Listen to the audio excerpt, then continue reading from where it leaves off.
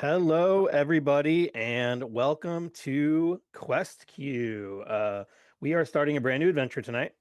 So, while Clancy gets all the cameras rearranged in the right spot, we can go ahead and get started. So, this is the Isle of the Abbey. We have a whole different cast of characters, of course, like we always do. So, usually, I'm the DM, of course, so I am Jeremy, and then we will just go down the list, and everyone will introduce themselves and their characters, and then we will jump right into this. So, Danny, who are you playing tonight? Hello, I am Danny, and I will be playing Kinrick Evandal, who is a rogue Dampier and has a bit of an attitude problem, but that's fine. All right, we'll go to Drew next. All right, hi. I'm playing Pit the Piper, a reborn Circle of the Shepherd druid. I have a garlic clove for a head. All right, we'll go to Jedi. I am Jedi, and I am playing a quick step barbarian. Has a passion for jelly beans. And then Solar was going to be joining us. He was going to be playing Reggie, bringing that character back. He is delayed for things out of his control because of his vacation, and the things just didn't line up right. So he might be joining us on the next episode, but unfortunately, he will not be here tonight. So we'll just go ahead and get started. Tonight, we're all playing level 5 characters, which is very exciting. And like I mentioned before, this is the Isle of the Abbey. So basically, the story is this. There is a small island it's about 15 or 20 miles away from Salt Marsh, way off in the middle of the sea. And you have all been hired to go and investigate something there. There is a abbey on there, a temple dedicated to Procon, the god of the sea and the storms. Those who have been tuning into every episode might remember there's also a temple to Procon in Salt Marsh itself. And normally, the priests and clerics that work at this island temple will communicate with the priests on the Saltmarsh temple, and then they are able to arrange for deliveries and things like that. And they do this using like a magical orb, so you can kind of think like kind of like the orb from like Lord of the Rings or something. And they use it to communicate, but suddenly it's just went silent. And when the priests in Saltmarsh try to contact them, it's not like they're not just responding. It seems like the connection has been completely severed. There's also been a big uptick of pirate activity reported in that area where the island is. And so the priests that live in Saltmarsh, unfortunately, they kind of assume the worst. They think that, the pirates probably went there and probably are somehow responsible for this lack of communication. So you have all been hired by the Seafaring Guild to go and investigate. This island you're going to is not very big. It's only about 2 miles long, maybe like 2 by 1 mile in size. The thing that makes it hard to access is it's kind of like a plateau up on these really sharp cliffs, and it's surrounded by rocks. So a lot of shipwrecks happen in that area because it's so hard to navigate. And there's actually only one point on the island where ships can safely dock, and that's on the southern tip of the island. But even then, you have to be a pretty skilled captain or boatswain to manage to actually get the ship there without crashing.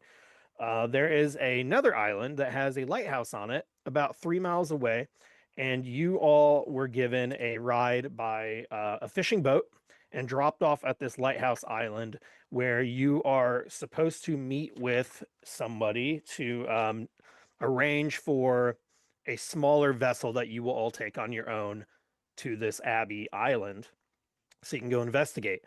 The priest that hired you, they basically want you to go investigate the island, find out what happened, and then retrieve that orb and bring it back to them. So, assuming you all manage to survive and complete your mission, you'll be rewarded handsomely upon your return.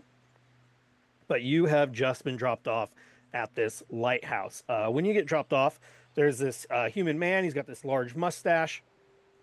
He looks like he's pretty old. He probably looks like in his 60s or so. and he kind of has like this rough and tough look to him, where like in his prime he was probably like this real tough guy, but age has gotten the best of him. He's limping towards you all with a cane. His name is Major Ursa, and he is the person you were told to come find. He seems to expect you all when you arrive. So when you were dropped off on this island by this lighthouse, he's already kind of standing out by the dock awaiting you all. And he's going to give you all a wave and go, "Hi there, mate. How's it going? Over here, I'm Major Ursa." And he's like waving to you all from a distance. What are you all doing? What's the I don't know, what's the plan here? You all just know you're supposed to meet this guy. He's going to give you a small boat that the three of you are going to take on your own, and kind of, paddle out this extra couple 2 or 3 miles to this island. But it's free reign from this point forward. So Major Ursa's just standing, kind of waving you guys on as you are dropped off by the fishing ship, and then the fishing boat will make their way off into the distance. And ideally, once you return, you'll be able to catch another fishing boat back to Salt Marsh in the next day or two. Yeah, I suppose that's our ride. So he comes walking up, and he'll see you all. Oh, you're the ones they sent from Salt Marsh, I'd imagine. Going out to that Abbey Isle to see what happened, are you? Yes, that's us. Yeah. Pip gives out a big yawn. He stretches himself off of the wood that he's been hanging on the ship. Where are we going again? Oh, yes, right up the road. Or sea. Not so much road, yeah. I was totally convinced it was a candy aisle, and now it's Abbey Isle. What are we doing, guys? I thought we were going. We're going to look for an orb, a broken orb, and we're going to fix it. Or kill some pirates or something. Sign me up. Oh, we were already signed up. Let's go. Yeah, we got a little boat for you. I'm afraid it's not exactly the nicest thing, but it'll get you there. And I don't know if you heard, these waters not been quite so safe lately. A lot of pirate activity around here. But, maybe this will help you approach a little bit more stealthily. Believe me, I argued the case. I tried to see if that fishing boat would drop you off, but they seem pretty set on not going that direction at all. He'll point, and there is like this boat. It's a little bit more than a rowboat. It's kind of like a small sailboat. It seems like it has you can kind of imagine like a Norse sailing ship, where it looks like the mast is something that can drop, and you have you're able to row it if you need to, but you also can raise the sail and move across a little bit faster, so that you're not just having to completely manually paddle 3 miles in the middle of the sea. Oh, good. I wasn't looking forward to that. Yeah, typical mortals, always afraid of something. I mean, I must say, the three of you aren't exactly what I imagined. Well, I don't even know how say? you see out of that mask of yours. Is it some sort of magic spell or something? He's pointing, of course, at Pip, who has a garlic head. This is no mask, man. And I'll just peel off a little piece of the garlic layer to show that it's a head. Put it back, or maybe it's not a head. Yeah, so this would be a good time. Why don't you all describe your characters for our viewers and also for our podcast listeners who won't have access to the video? Just kind of let us know what they look like and all that. All right. Well, if you don't mind, I'll start. Pip is, like I mentioned before, he's a reborn druid with a giant garlic clove for a head. And because he's a reborn, his body basically looks like shriveled sinew, vines, and bark almost. He tries to hide his appearance, not really, with a broken hat and a scarf, but flamboyantly walks around without a care. He just really cares about his rats and his little garlic animal aberrations. He stinks, by the way. Like, he clearly smells very pungently. Good thing there's not a vampire in the party. Speaking of, Kinrick is not a vampire. She's a Dompier. She looks very much like you would expect a vampire to look, though, except for the fact that she's small. She's 3.5 feet tall. Oh, wow. Long blonde hair pulled back in a ponytail, very pale skin. Dresses very much like a stereotypical rogue, lots of black and red leather, uh, all the better to hide the bloodstains. And she does look like she might bite you. Just Isn't not she me. like the size of a halfling? Yeah, basically. What about Iker? Iker is also very short. He is about 3 foot tall, about 30 pounds, carrying a big old greatsword that's probably got some jelly bean residue on it. Sweet. He's been squishing them together into a little ball for him. He's pretty commonly dressed, nothing crazy. His clothes are torn and tattered, but I mean, normal looking elf, ears, hair, beads, some braids, quite colorful for this time. Erratic would be the easiest thing to say.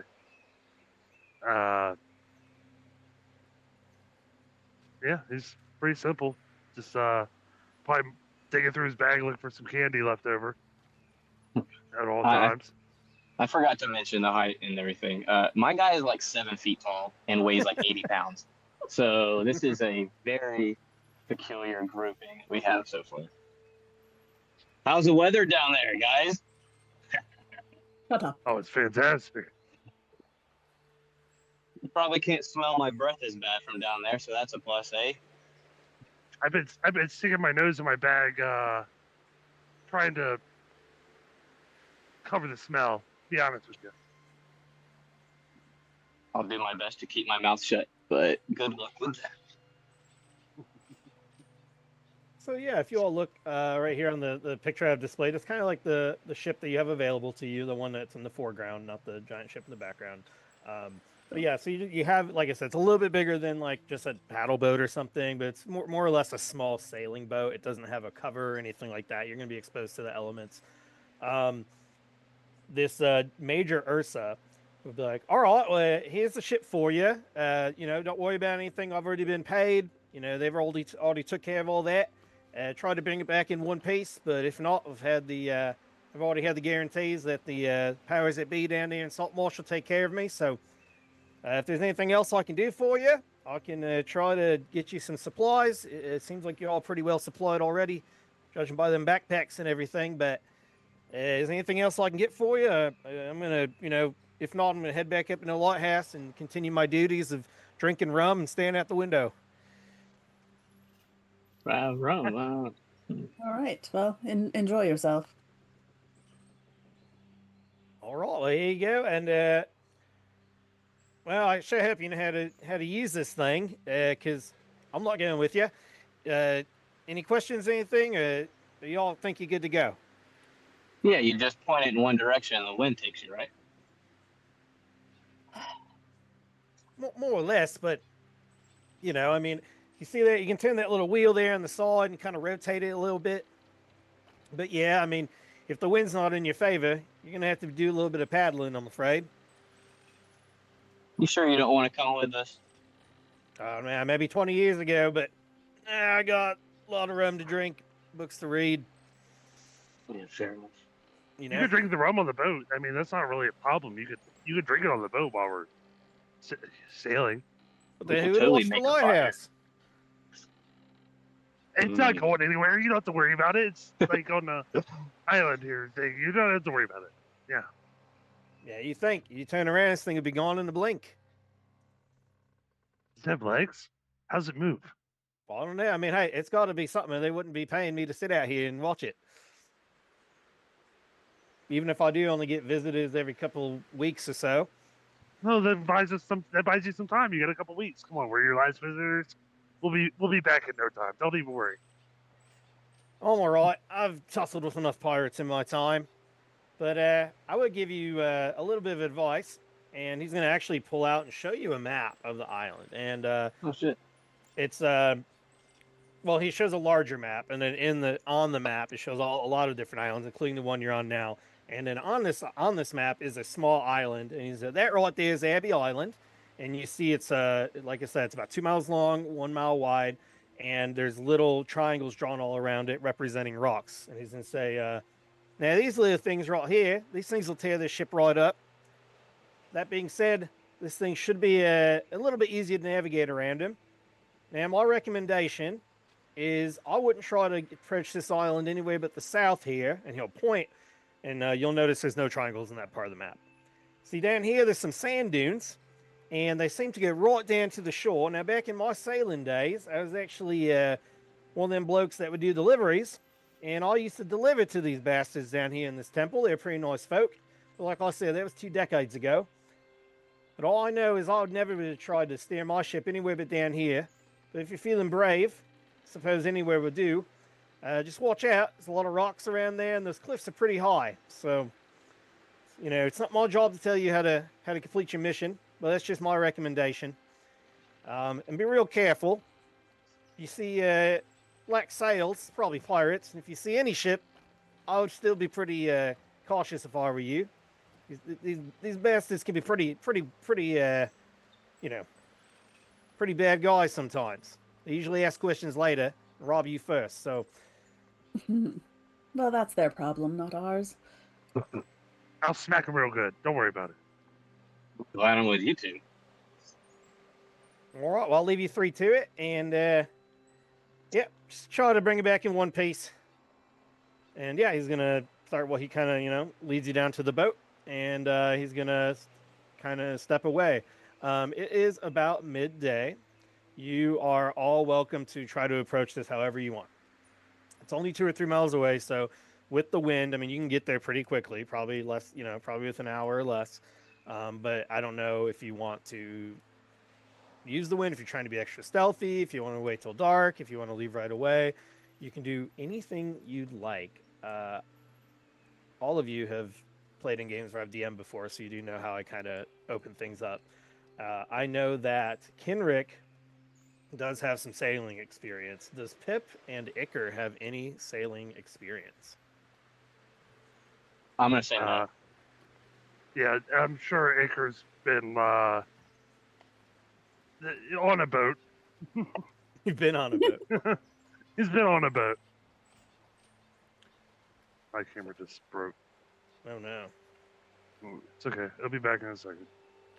I like to think that Pip has never been on a boat. Now, he's seen them, obviously, but has never been on one. Well, Well, this is certainly interesting. Anybody know how to work one of these things? I mean, I know he said you can move this wheel here. don't mess with that yet. Oh, Excuse me, let me put it back. Okay. You turn the rudder and okay. it just bumps up against the side of the dock. all right. Maybe I'll step away. Those of you who've never been on a boat, or never driven a boat, or directed a boat, or steered a boat, or done anything with a boat, Mhm. you get to It's a boot time. row. Mm-hmm. Yeah. Okay. I'll get us I in the can do right it. direction. All right. I will reach to grab. You said there were oars in there for rowing. Yeah, so there's oars. I'm just going to be like, you know what? Yeah, sure. I like your decision making, and just Yeah, no complaints. There's one rope off the side with a very, pretty light anchor. I mean, you could all lift it up by hand. And then there's another rope just looping it to one of the posts on the dock. But other than that, this thing's small enough that when you get on it, it rocks a little bit. You all have basically any of the main supplies you need. So, if you need a rope, you have a rope. If you need paddles, you have a paddle. You kind of have what you need to run this boat. Okay. Now, does Pip have? I know Pip's like a awakened scarecrow or something. Does Pip have legs, or is it like turnip head and you're just hopping No, yeah, around? he has legs. How I read it was that the reborn are like people that died but then come back from death at a point. So I'm thinking he got killed, dried up and shriveled, and then came back to life through an entity that I called the Eternal Sound. and that's basically given him his druidic magic. But yeah, he's a basic looking scarecrow body. You know, so yeah, he has legs. He's just long and lanky. Cool. All right. So how do you all want to approach this? You just gonna head out to sea, or do you want to Yeah, I'm wait? just sitting there with the orb, waiting for more directions because I've already messed something up. It's the first touch. I will also grab an oar and just ready to go. Are we hitting something with it? What are we doing? You're going to hit the water with it repeatedly in the same direction to move it. No, not. Like this? Oh, I like your technique. Oh! no, no, no. Let Just me. splashing. Oh, take the oars out of the water. Give me just a moment. And Kinrick will pull up anchor and take the rope off the dock and hoist the sail so that we can get a little bit of momentum moving out of here. Holy shit! It's all rocky, and even though I'm sitting down, I still lose balance a little bit. Right. So this is a boat. Okay. It's going to be a good time. Don't worry. I think. Uh, it's probably best to go now while it's light. I don't know that the two of you should be trying to have your first boat trip in the dark. It's a little more stealthy, but I think Yeah, I'm in agreement with survival you. outweighs the stealth at this point.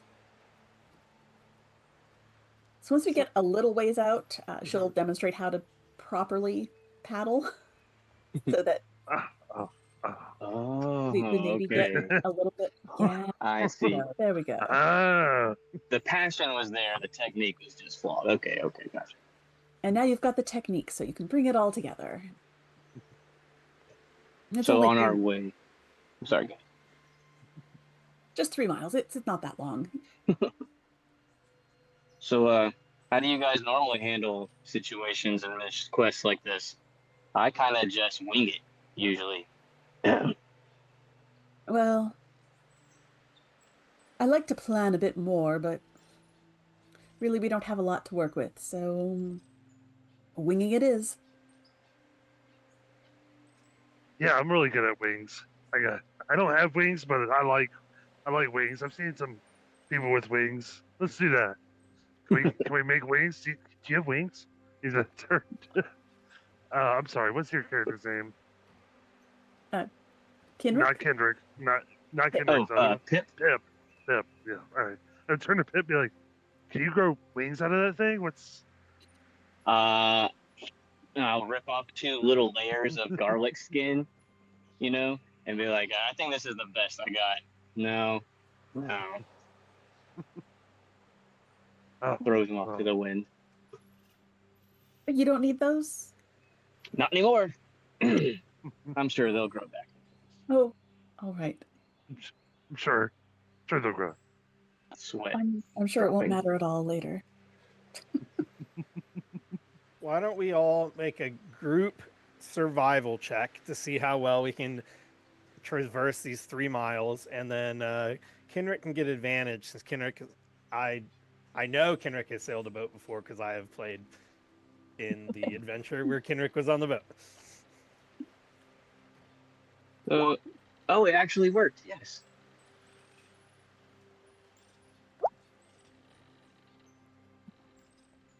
So we How have is it? a 13 for Pip, a 12 for Kenrick, 15 for Iker. and a 15 for Iker. Okay. So that's not too bad. That averages somewhere between 14, right around 14 or so, 13 and 14. So yeah, that's not too bad. So you were all able to get a couple miles out, and you have not seen any pirate ships. In fact, you haven't seen any ships in this couple miles. Maybe like way off in the distance, you see, in the horizon, like, oh, that might be a ship. But with the way that, the earth curves and the waves and everything, you're definitely not close enough to where they probably haven't seen you all. And if they have, they probably think you're just like a very small fishing vessel or something anyways. But sure enough, you're traveling in the direction you're supposed to be. And you see what you assume is Abbey Isle. You're approaching this island, and you see this small, elongated island out in the distance. At this point, you're probably a quarter mile away. And sure enough, all around it, they look like these jagged shark teeth erupting out of the water. All around it, these huge rocks spiring, like spires out of the waves. And it definitely looks like if you were, approaching with a big ship, it would be really difficult to try to navigate the ship down to the shore here. And one thing I think you notice right away is, in fact, that the entire island is elevated on this big plateau. The cliffs, you could probably guess, are at least 50 or 60 feet tall. And then, sure enough, on the southern side, which happens to be the way you're approaching from, you can see it kind of curves down and eventually turns into sand that forms a beach against the water. So you all are approaching this island.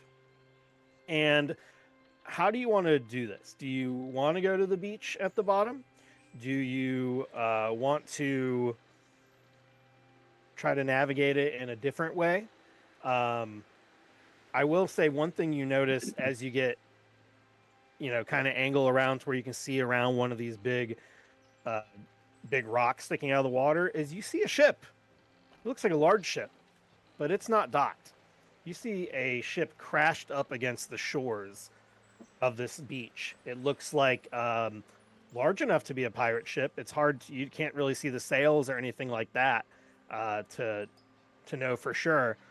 And there's also, now that you're kind of getting more near, you can see the remnants of pieces of wood and things sticking out. And it looks like lots of ships have crashed here at some point over the last however many years. But the one that stands out most, that you can see the entire ship more or less, is this big ship crashed up on the shore.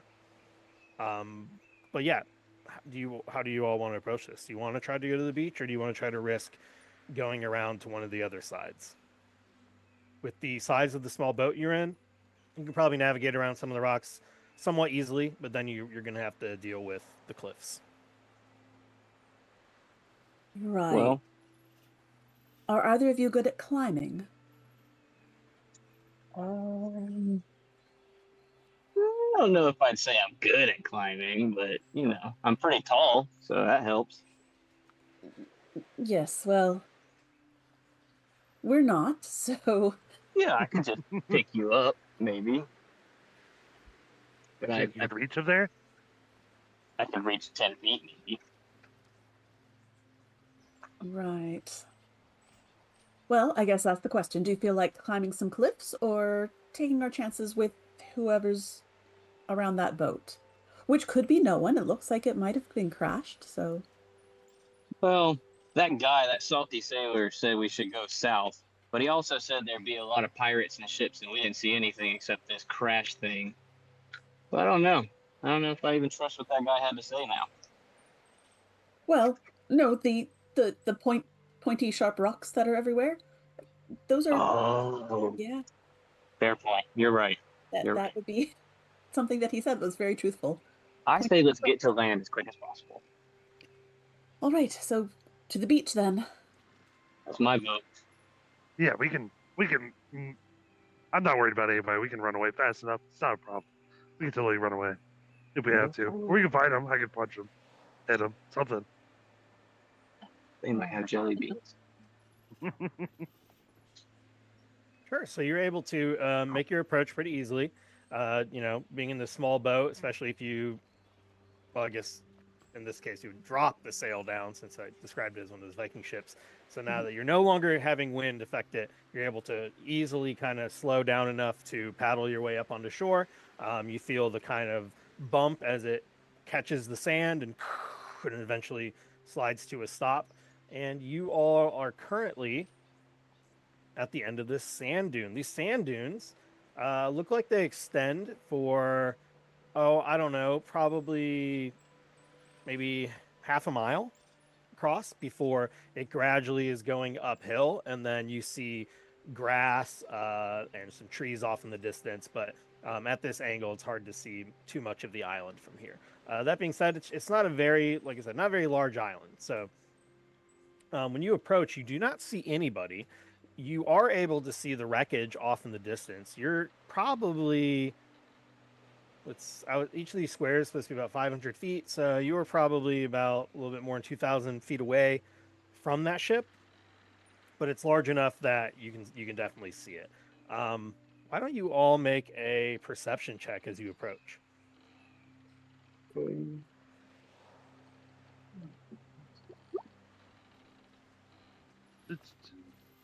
That is a So perception check. 11. Breaker. 15 for Kenrick. I rolled a natty 1 Oh no, a nat Plus- one, and then you got +8. That's pretty good. plus 8. So you have a plus. So we have a 9. You said you have an 18, Henrik. Yes. And then what did you get? Iker? 11. An 11. Okay.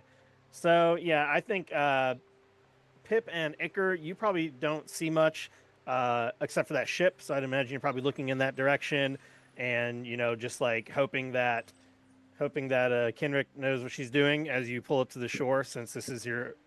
It seems like your only way back off this island as well. And yeah, you're able to get here pretty easily. But Kenrick, this is an easy landing for you, so you're kind of paying attention a little bit better, and you don't notice any people, at least that are alive. What you do notice as you pull up, there does seem to be some shapes that look vaguely humanoid shaped in the dunes a few hundred feet off the shore. You can see at least 2 bodies that are partially covered in sand from here, and then there's also a lot of footprints all over the kind of the beach. Some of them don't have that much detail because the water has washed some of it away, but you definitely see evidence that there were people here somewhat recently, and then of course there's 2 bodies laying right there in the dunes just a couple hundred feet away. What do you all want to do? What are you going to do with your boat? Do you care about the pirate ship at all? The wreckage? I just don't want to force you into. I don't want to just fast forward and then force you down a route you didn't actually want to do. All right, boss. What are we doing? How How do we even get off this thing? Iker salutes Henrik. Yes, Captain. Oh, how did this happen? This was not what I signed up for. Well, we can get off the boat. There are some bodies ahead, so we might want to take a look, see if they're perhaps from the Abbey, if they look like people of religion, or if they look like pirates. There's also the ship. If you weren't here, I'd go loot it myself, but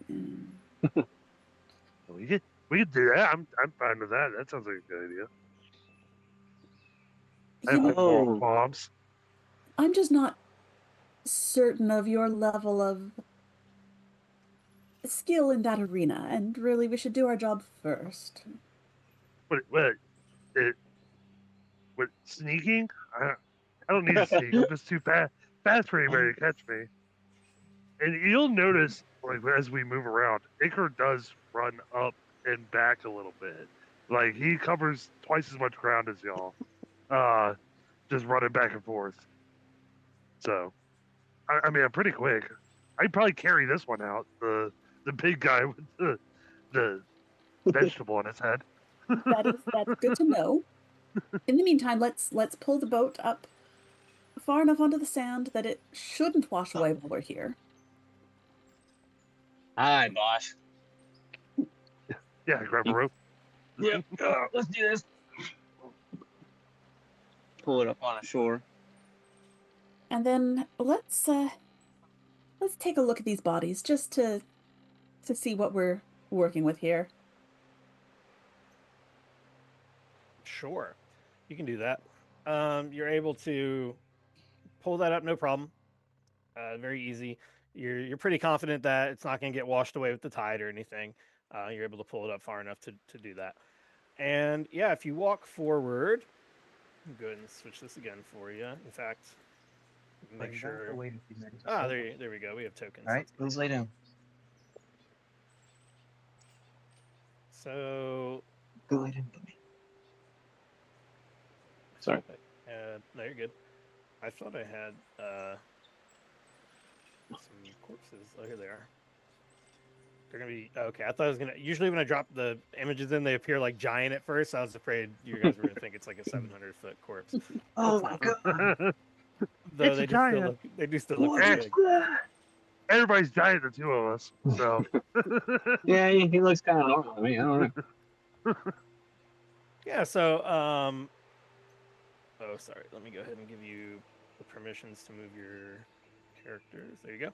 All right. So if you all walk forward, a couple, at this point, I would say you're about 200 feet away from where your boat is. You can look back. You can see it, no problem. There are two corpses laying on the ground. One of them appears male, and one appears female in physique, and they both look like they've been here for probably a few days, but not like too long. Like they're not skeletal. Um, they look like the bodies have rotted a little bit. They're half buried in sand, so they've been there long enough for the wind to blow some sand over them. They're like they've been killed violently. You can tell just immediately by looking at them. They look like they've been stabbed to death multiple times. One of their arms is disconnected from their body.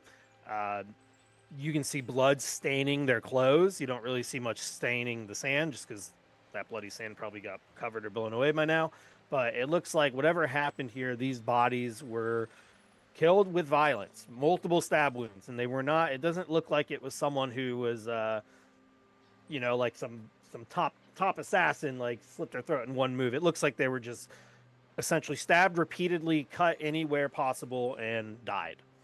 Um, Looking at them, they're clothed. They don't really appear to have anything of value at first glance, but you're welcome to investigate them any way you'd like. But even without having to roll, you can see very clearly they died from being stabbed repeatedly. Well then. Well, that's lovely.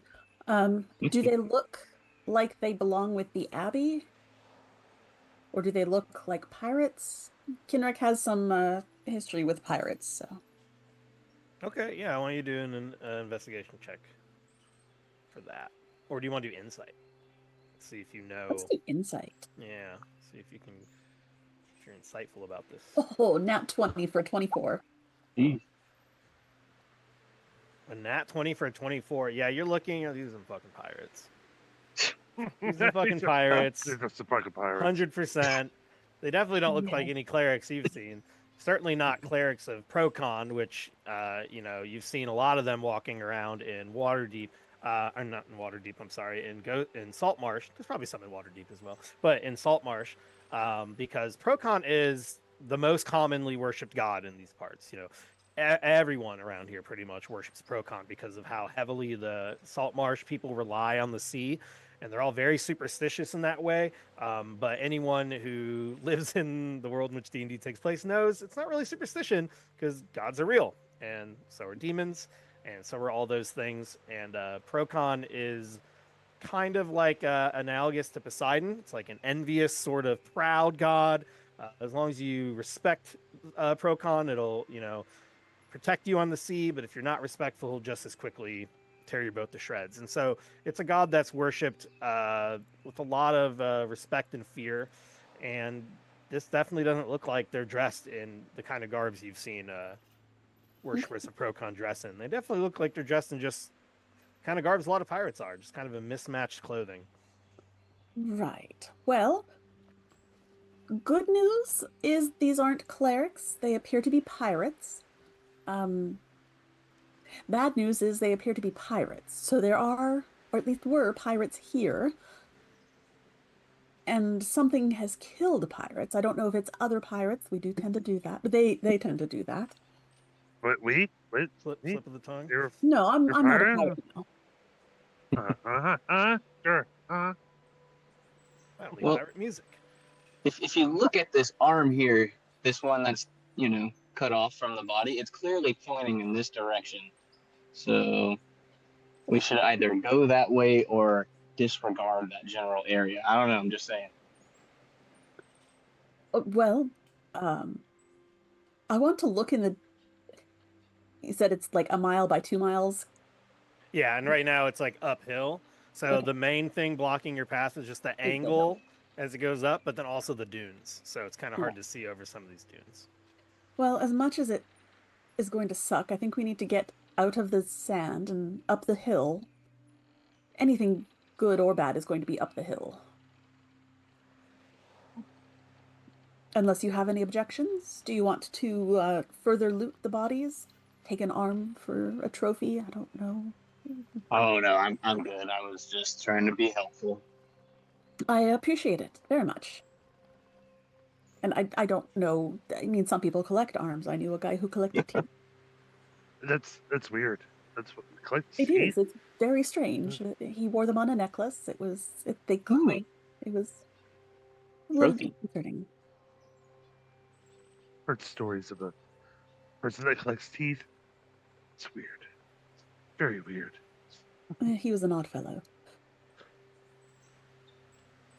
No, Yeah. whatever you want to do. I'm ready to go. Let's go fight some baddies. I mean, he said something about looting the ship. Him, and he looks in his bag. I'm always in need of more candy. Well, I bet they have some sweets over there. I don't have particularly large pockets, and I don't really want to carry things all the way up the hill, so Okay. I think we can leave the looting until we're leaving. All right, yeah. Then I mean, it's a broken ship, it's not going anywhere.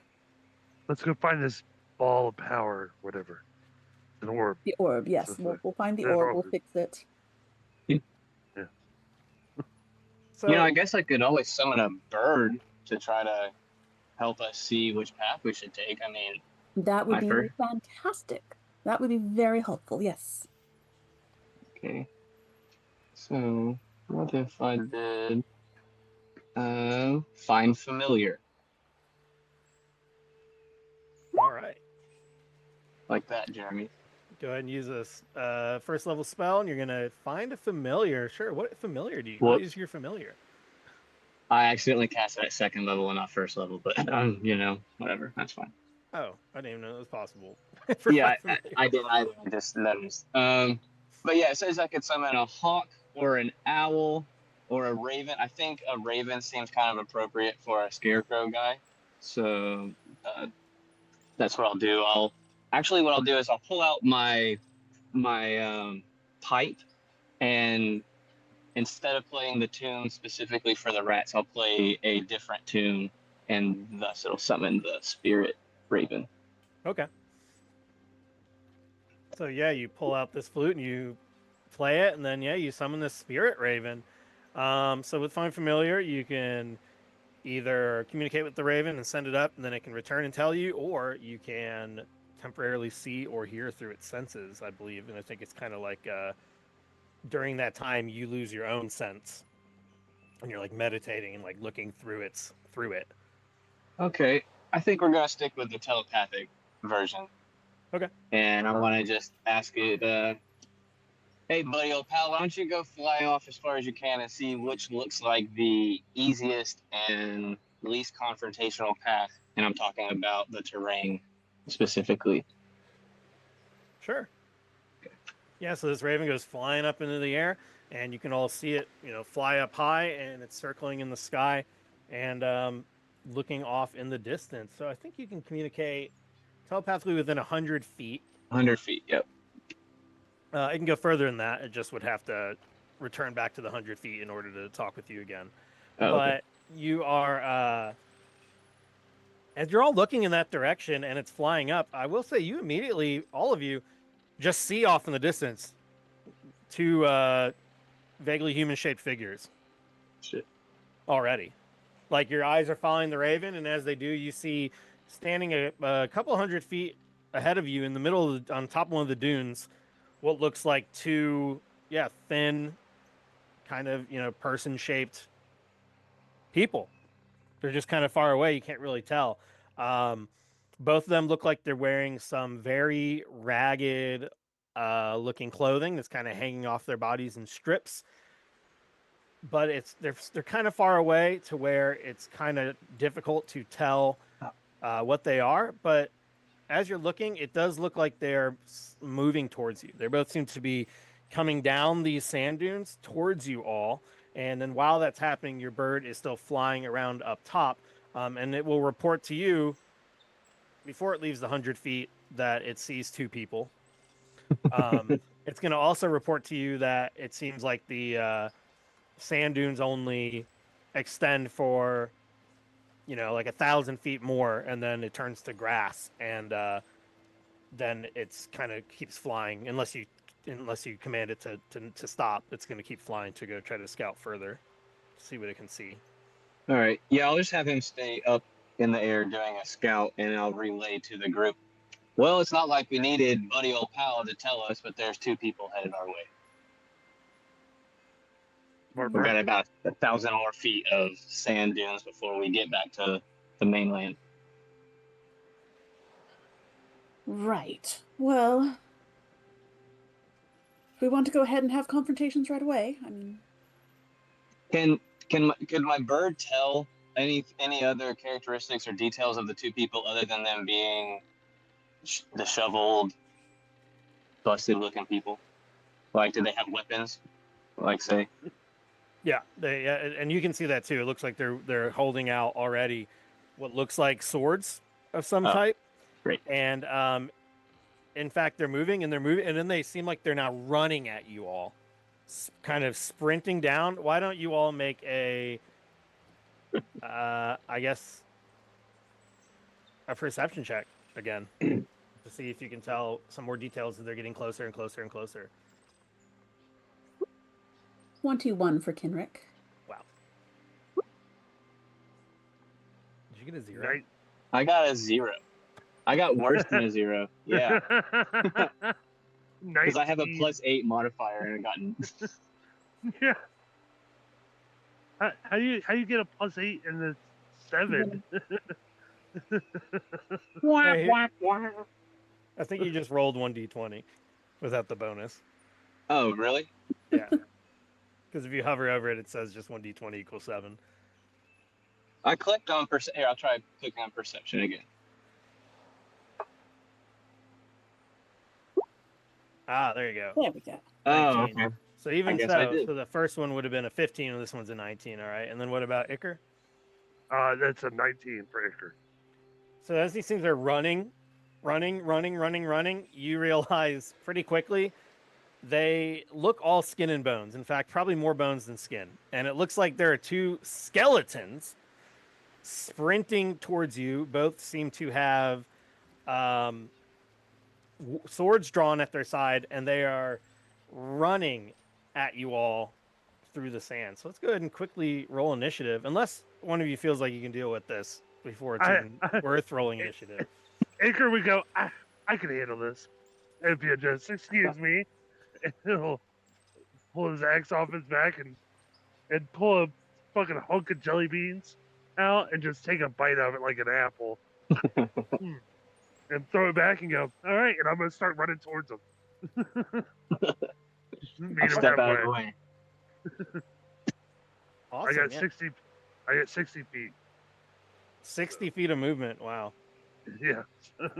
So yeah, you being can sprint, tiny, that's running through the sand. You can sprint forward, and you're gonna meet one of them before it even gets to you. They're just shambling their way towards you, and they looks like they're both wielding scimitars.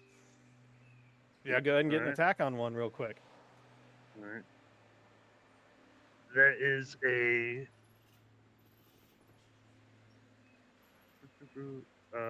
+7, right? That's a 17 to hit. 17 will hit.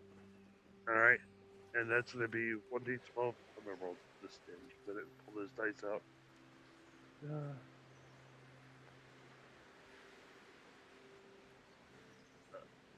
I don't know.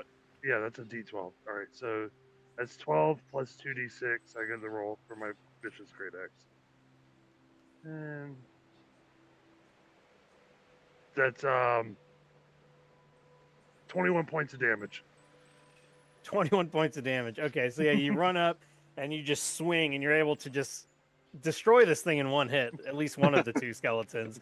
So you just chop this thing right in half. It just falls to pieces. The other one's still there, and then as that happens, you're gonna all just see suddenly a whole bunch of skeletons start to climb out of the sand all around you, and you are suddenly surrounded by skeletons. So we will have everyone go ahead and roll some initiative. Help! Okie dokie.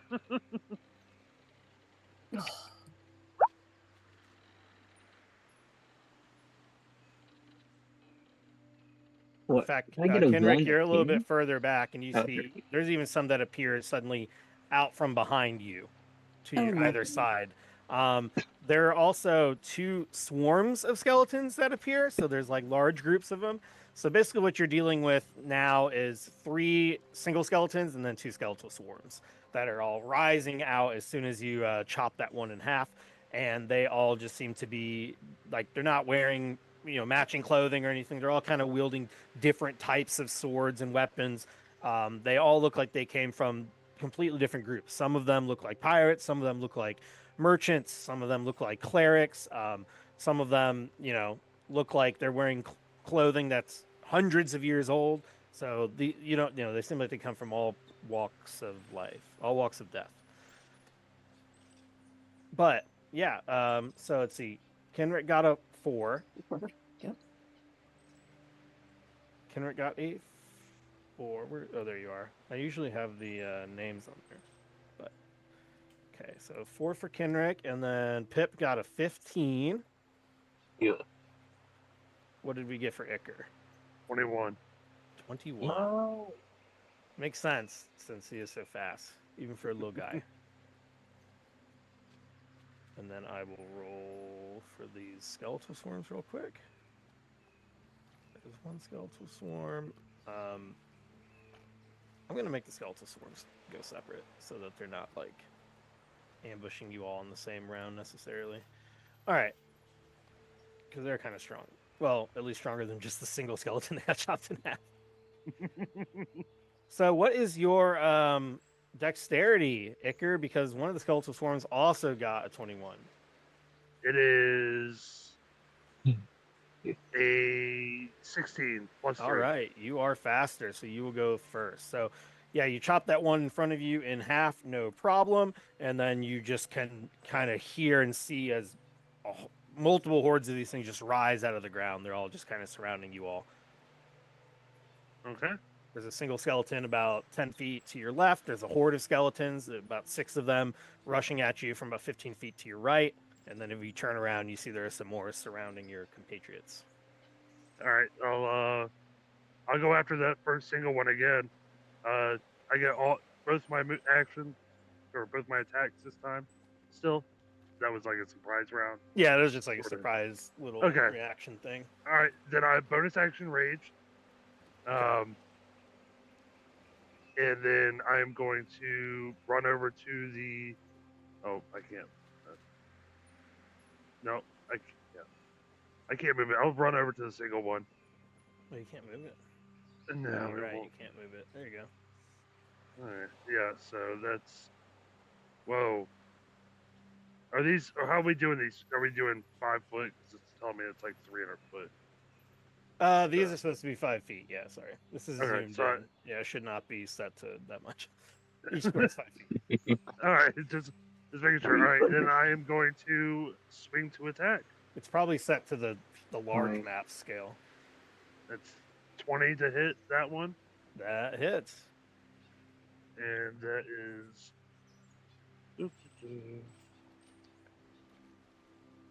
8 plus 5 is 13 plus 2 is 15 plus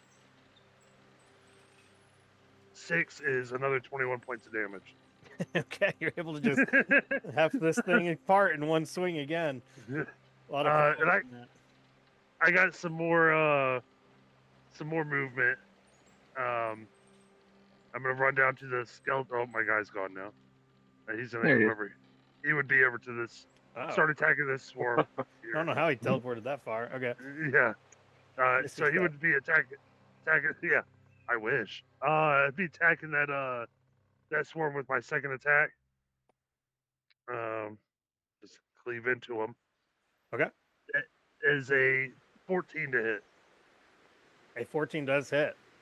All The right. swarm, yeah, you run over. There's like 6 of them, and you're able to hit some of them with that. It's 12 plus 2 is 14 plus 5, 8. And then I'm going to use my frenzy bonus. It's 20 plus another 2d6 is 26 points of damage into the swarm.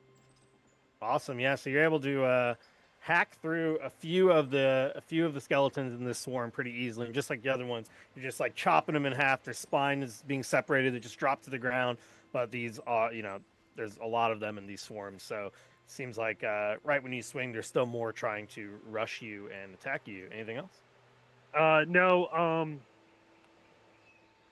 no, because I was going to tell you about the advantage, disadvantage, but it doesn't matter. It's flat rolls on me. Okay. Then we will go next initiative. We go to the skeletal swarm. So the one that you are currently fighting, you've taken out about 3 of them. The other ones that are still there are just, they're not showing any fear at all. Of course, they're just attacking you mindlessly. And the swarm is going to try and slash at you with their weapons. You got multiple of these different types of bladed weapons being swung at you. All of them look like they're rusted to hell. Probably don't want to get hit with them unless you got your tetanus shot recently. Does a 6 hit? I doubt it. No, 6 does not hit.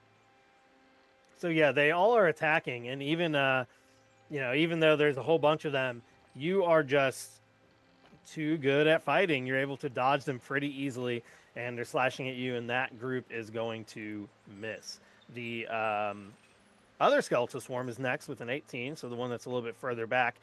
This one is going to 2, 3, 4, 5. Yeah, it's going to move all the way over here to Kenrick, and you see like 6 or 7 of these skeletons rushing at you, Kenrick, just fighting their way through the sand, and they're going to all start trying to attack you as well. So the swarm of skeletons is just swinging mindlessly, just wildly swinging at you. That's a 19 to hit. That hits. It'll be a 20 damage, 11 plus 9 slashing. Oh. As you get hit by like 4 different swords at once. Ouch. But that's it. Luckily, they don't have a multi-attack. We move on. It is now Pip's turn. It's your turn, Pip. You're asking to talk your way out of this shit. So I'm gonna move my guy right here next to Ken.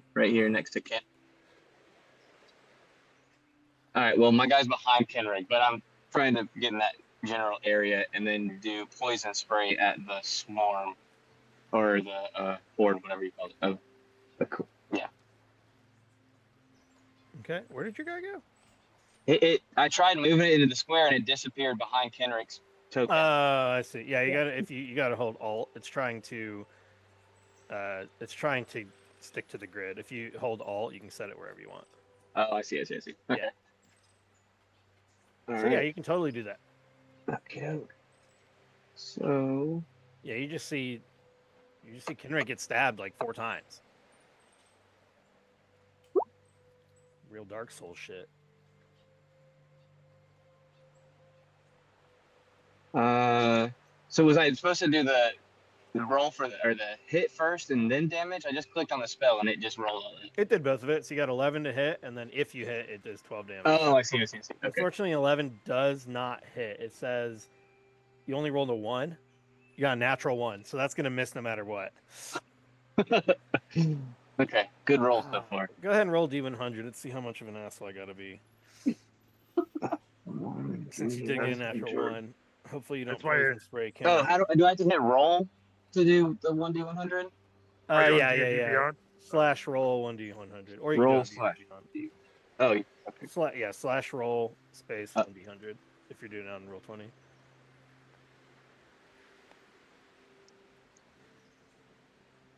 We're looking all as one word. Well, no, slash roll and then space 1D100. Oh, okay. Like that. So there you go. 62. That's pretty far away from 1. Yeah, I'm not gonna make you poison spray Kenrick. You just miss. So yeah, you go to do it. The wind that's pushing sand across these dunes is blowing. So as soon as you poison spray, it just completely misses the horde entirely. And what's your poison spray like though? Is it just like a garlic mist or something? Yeah, I literally am like belching out garlic fumes. I'm gonna, as that happens, I'm gonna turn to Kendrick and be like, "This has never happened before. I promise." I swear it doesn't usually happen. Could you stop? It kind of stinks. I don't like it. Yeah, Okay. the wind, even though you're like 30 feet away, the wind just pushes it right in your direction, and you just smell that rancid garlic. Okay, and then let's see. Bonus action. Oh, okay, yeah. With my bonus action, I'm going to summon a spirit totem, and it will take the form of the bear. So let's see. Do it like this, and I sent it to you. When this pops A up, bear.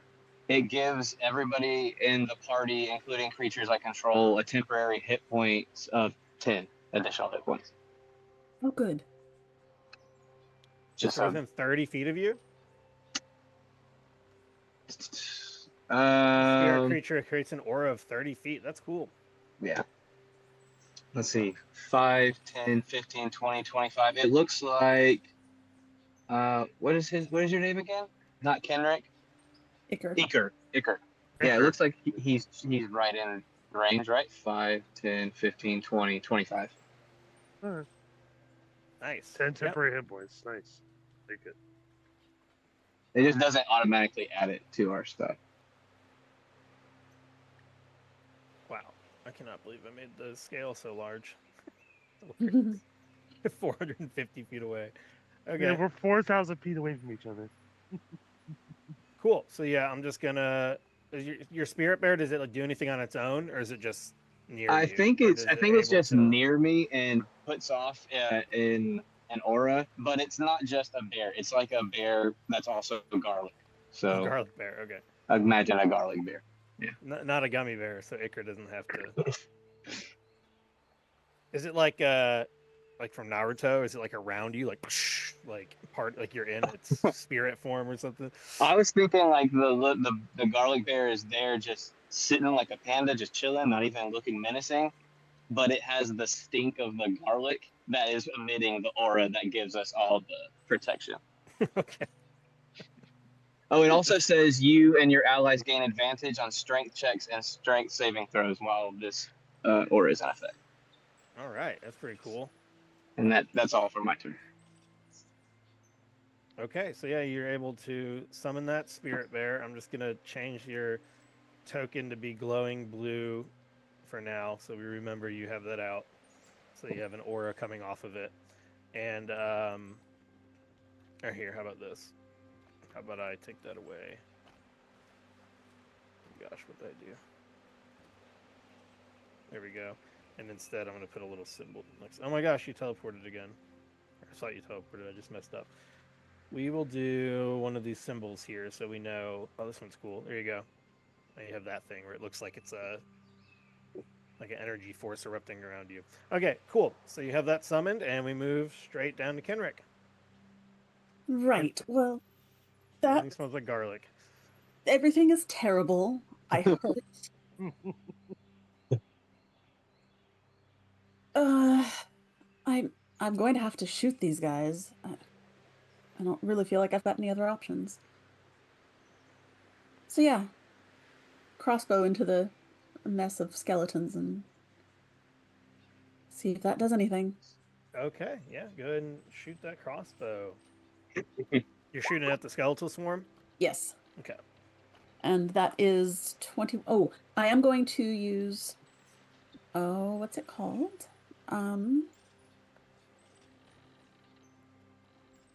My bonus action of.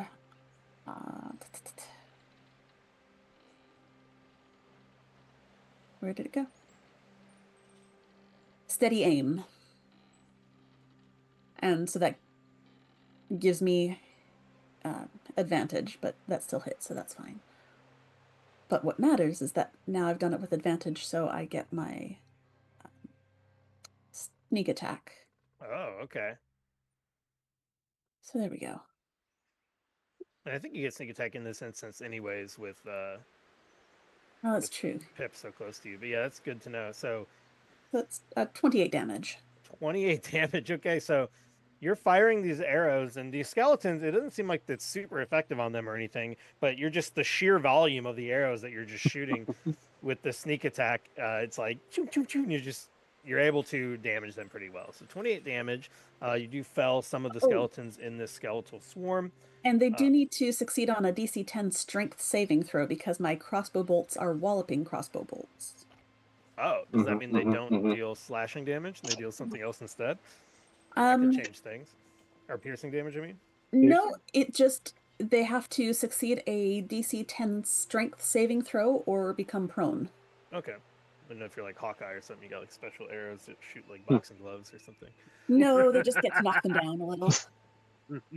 Strength saving throw. A 3. They fall down. The entire thing. So you take out like 3 of them, and the rest of the horde that didn't just immediately die collapse into the sand as you wallop them with these arrows. Okay, so they're prone, which means anyone attacking them has advantage. And anything else? That is everything. All right, then it is. Oh, it seems like my skeletons got deleted. Well, they had a 4, and I think they're slower than you. So the regular skeletons will go now. So the regular skeletons are going to run up on you all. One of them's going to run over onto Kenrick. The other one's going to run forward over to Iker. The regular skeleton that's just on its lonesome here is going to try to slash at Kenrick with the scimitar. Or actually, in this case, it's a short sword. It's a 21 to hit. Yeah. And you take a total of 4 damage. All right. That didn't feel good either. Yeah, and unfortunately, you probably have some sand in the wounds from all this sand blowing around. The other skeleton's going to try to do the same thing towards Iker, so this one's going to swing, and that's going to be a 17 to hit against Iker. Misses. It misses. All right. Yeah.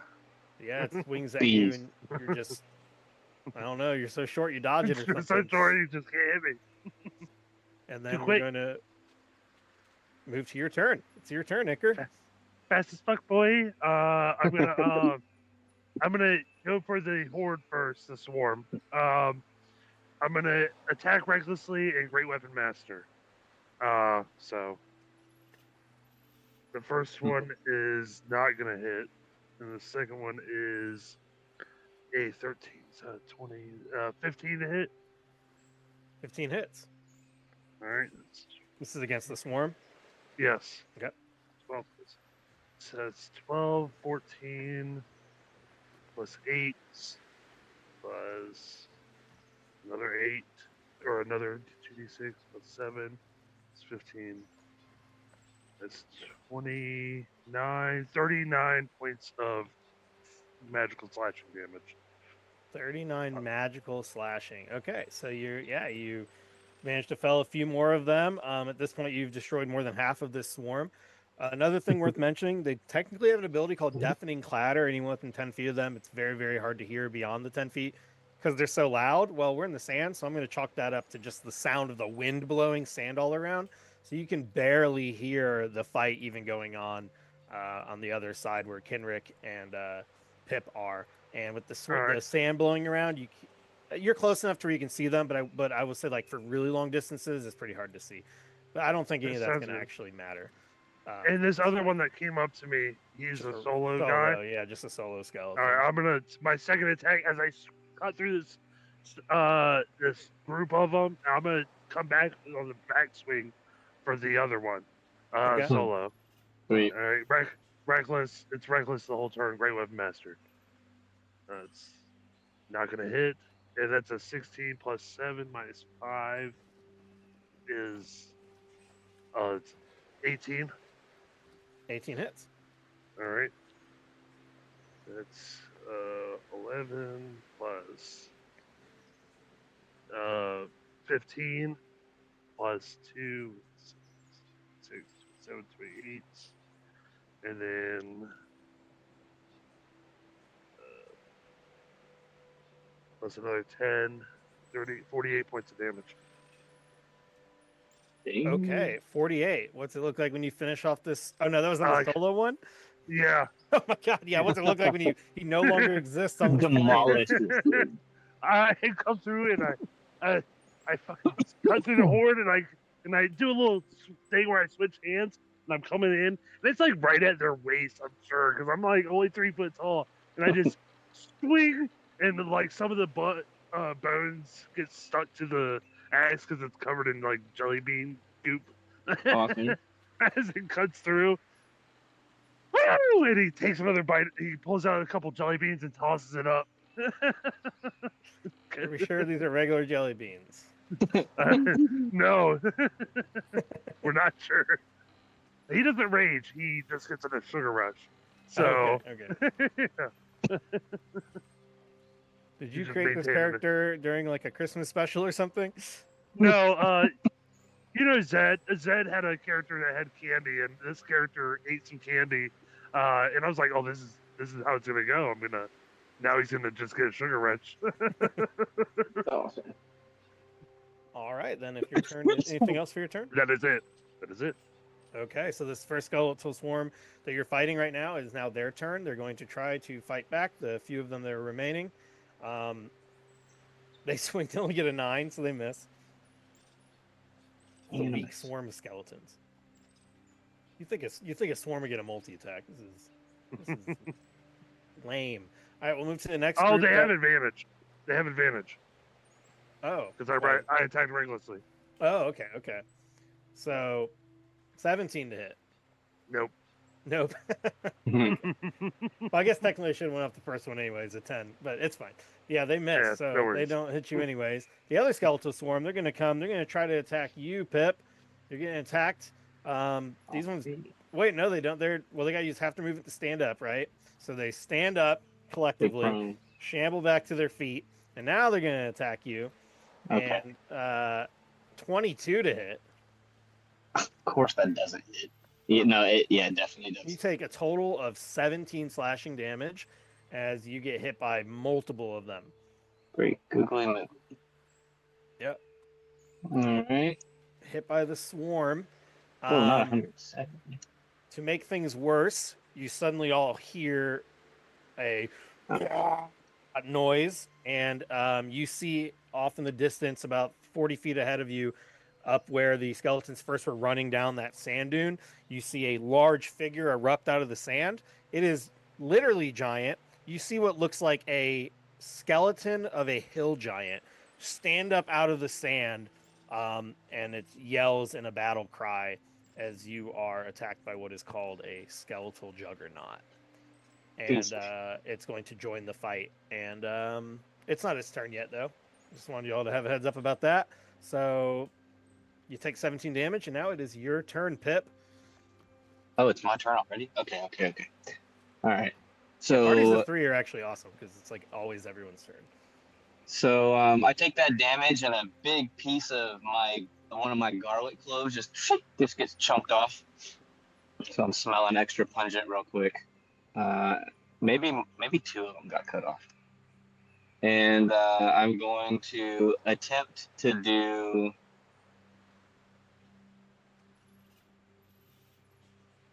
I'm going to attempt to do a poison spray one more time. Okay. Yeah. Let's do What kind of poison you can feel in your bones? Well, they just cut off pieces of my head, so naturally it should, I should utilize that. 22 to hit. 22 does hit. And it's 10 damage. 10 damage. Got bad news for you. I feel like the poison does absolutely nothing. Oh my god, I'm stupid. They're fucking skeletons. Okay. You do it, and you're like, uh-oh. Because you know you hit them. They just don't seem affected at all. They're actually immune to poison. Yeah, I should have known better this whole time. I don't know what I was thinking. Okay. Then, let's see. Bonus action.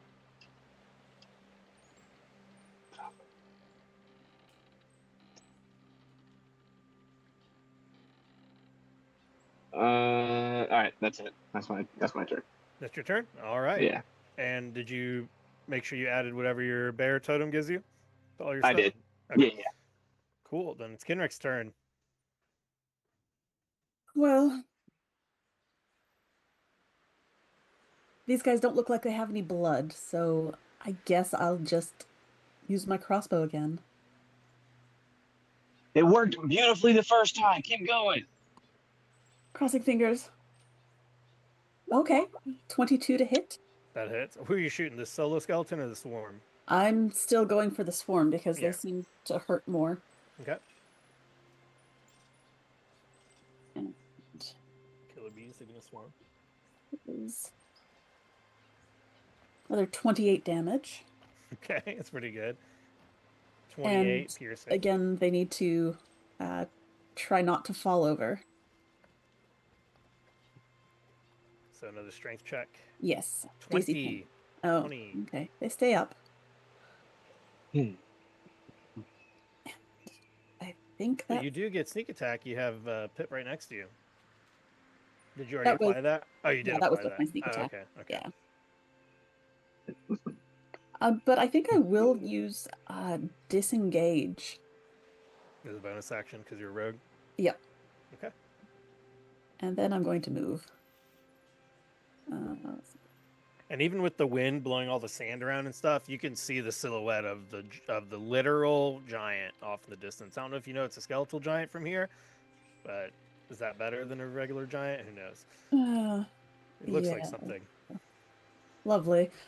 All You right. can hear it. It's like wielding two dual blades that are giant, bang them together off in I'm the gonna distance. quickly do a double take as I notice that my companion is no longer standing right next to me in front of all of these skeletons. I'm better from a distance. Take your word for it. That Yes, giant is charging towards you, Iker. Doom, doom, doom, doom. And yeah, you see this thing. It's like this giant. I mean, it literally is a hill giant. Most of its skin completely rotted away. It's just like this enormous skeleton with bits of skin hanging off of its body, wielding these two massive rusted blades that look more like meat cleavers than any sort of actual fighting weapon. It's banging them together as it charges at you, making these sounds that, if it had vocal cords, would probably be a shout. And it's going to try to attack you. Let's see what happens. It has advantage too Advantage, okay. because of my reckless attack. So with advantage, it's still only a 15 for the first one. Yeah. It swings again at the other one. Oh my gosh, a 15 again. That's crazy. And yeah, I already used its multi attack, so that's it. It's gonna run over and it tries to swing once, swing twice, and just like the other ones, it's struggling to hit you. Awesome. So yeah, Okay. it looks pretty scary, and that means it is your turn. So you have half of the skeletal swarm behind you and the skeletal juggernaut in front of you.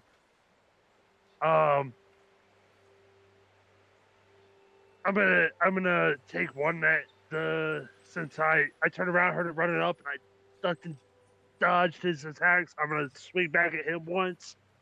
Reckless attack, great weapon master. It's a 14, 6.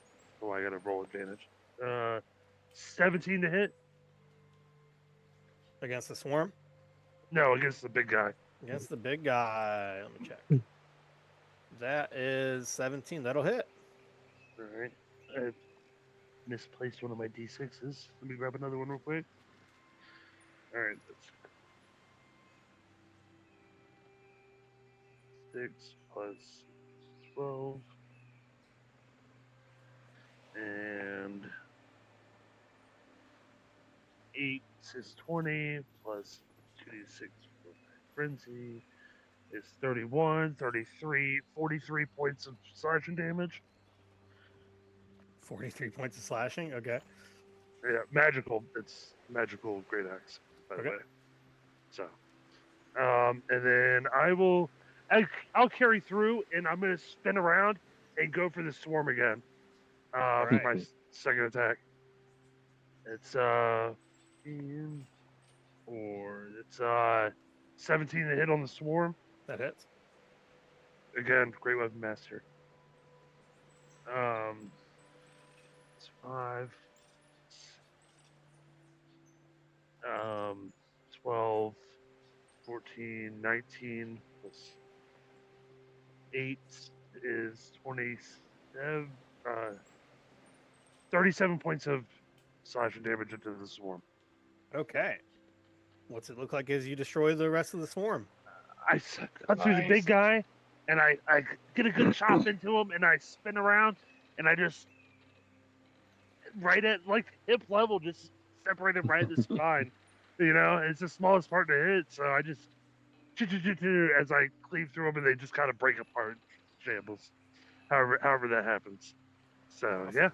yeah, and that's my turn. All right. So because that skeletal swarm would be, yeah, I guess we go down to the skeletal swarm down here. So it's just you right now, Pip, and this skeleton it. swarm, and then the solo skeleton. So the skeleton swarm is going to try to attack you.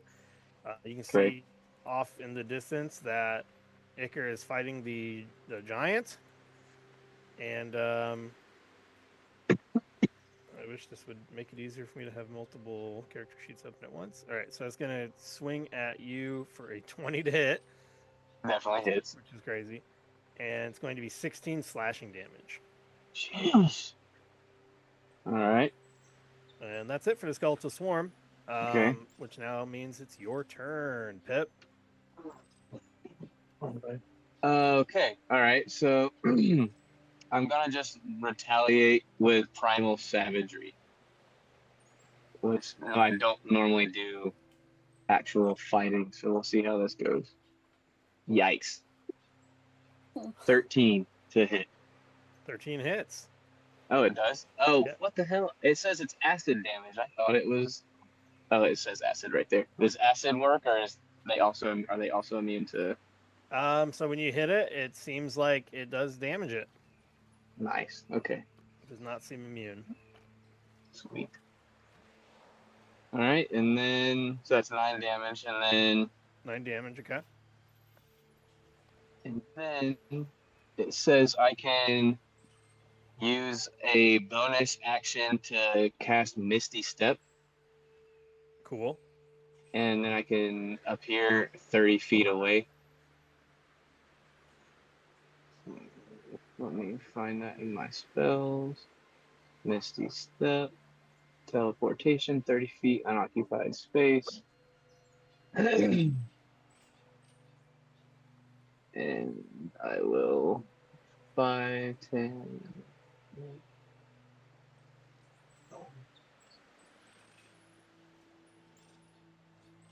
All right, right there. Cool. Yep. And according to the internet, you do not have to worry about opportunity attacks with Misty Step, so that's pretty cool. Anything else? No, that was my action, bonus action. All right, Kenrick, it's your turn. You're about 30 feet away from any combatants at the moment. I'm going to shoot at that swarm again, this time using my steady aim. Ooh. Where's my attack? Hmm.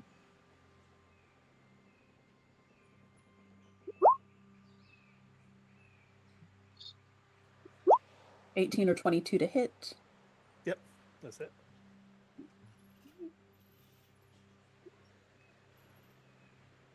It's like 22 total damage. Okay. Yeah, 22 damage against the swarm. You've taken out all of them except for one. So there's one more remaining in the swarm, and then there's the solo skeleton as well. And that one needs to make a strength save to see if he falls down. Okay. 10. Meets it beats, so he's fine. All right. Then it is the skeletal juggernaut's turn. This thing is fighting against Iker the Mighty, and His advantage. has advantage. So this thing is going to Gee. jump up in the air, and then you actually see its bones separate, and it drops on you. It's using something called Avalanche of Bones. You're going to make a dexterity saving throw. All right.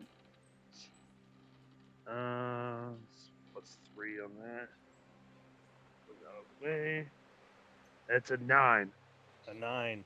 So you are dropped down, and all these bones clatter on top of you for 21 damage, and you are knocked prone. And then the bones. What kind? What kind of 21 damage is- bludgeoning damage.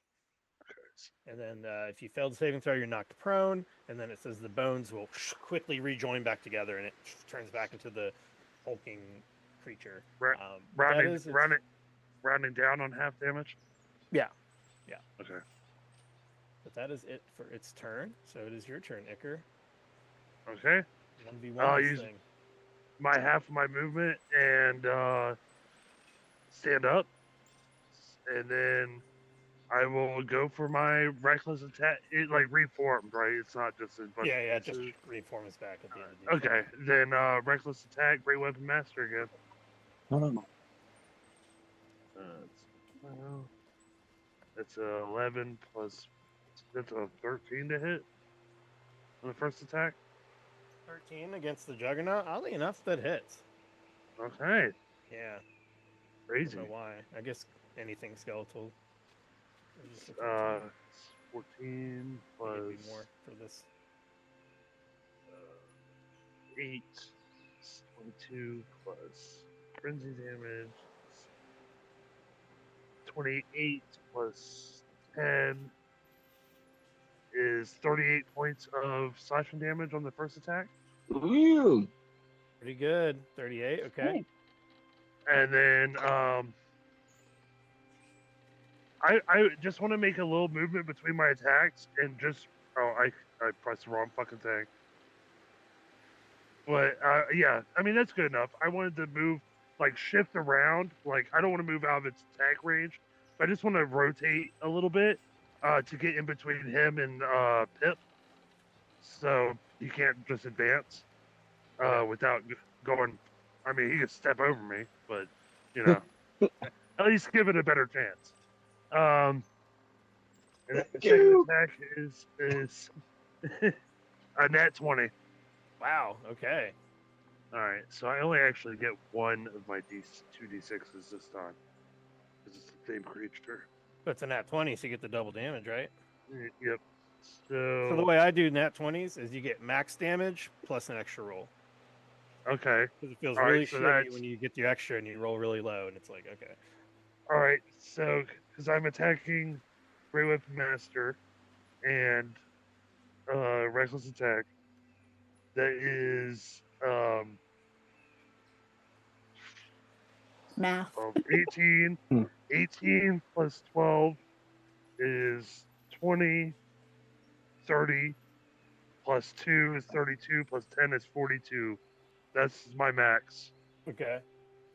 Because I don't get the second one for my frenzy, and then I'll roll 7 plus 6 is 13, 15, and then 6 is 5 is 18 plus 10 is 28 more. So 50, Wow. 60 points, right? Oh my 63. gosh. No, 70 points. 70 points. Total. That's crazy. This is a level 5 character. Uh, Some jelly Vicious beans. Vicious Great Axe is whenever you hit a weapon, you get an extra 2d6. Frenzy gives me a 2d6 for the first time I hit a creature on my turn. 1d12 plus 6, 2 for my rage, and 10 for my Great Weapon Master. So it's It's like we're quite a playing bit of value. Warhammer or something over here. There must be some So- ecstasy in those jelly beans. 70 points of slashing damage. If this thing had blood, it would be very bloodied. Far beyond bloodied. Very close to not. I can't even say to not being alive because it's not alive. But I feel like I'm chipping at it like it's spine right now, just like chipping away like I'm cutting down a tree. Well, actually, it'd probably be shorter than that. Like his legs, like his kneecaps, just taking out its shins. Yeah, this thing is doesn't have a lot of hit points left. Let's put it that way. Anything else? No, that's my turn.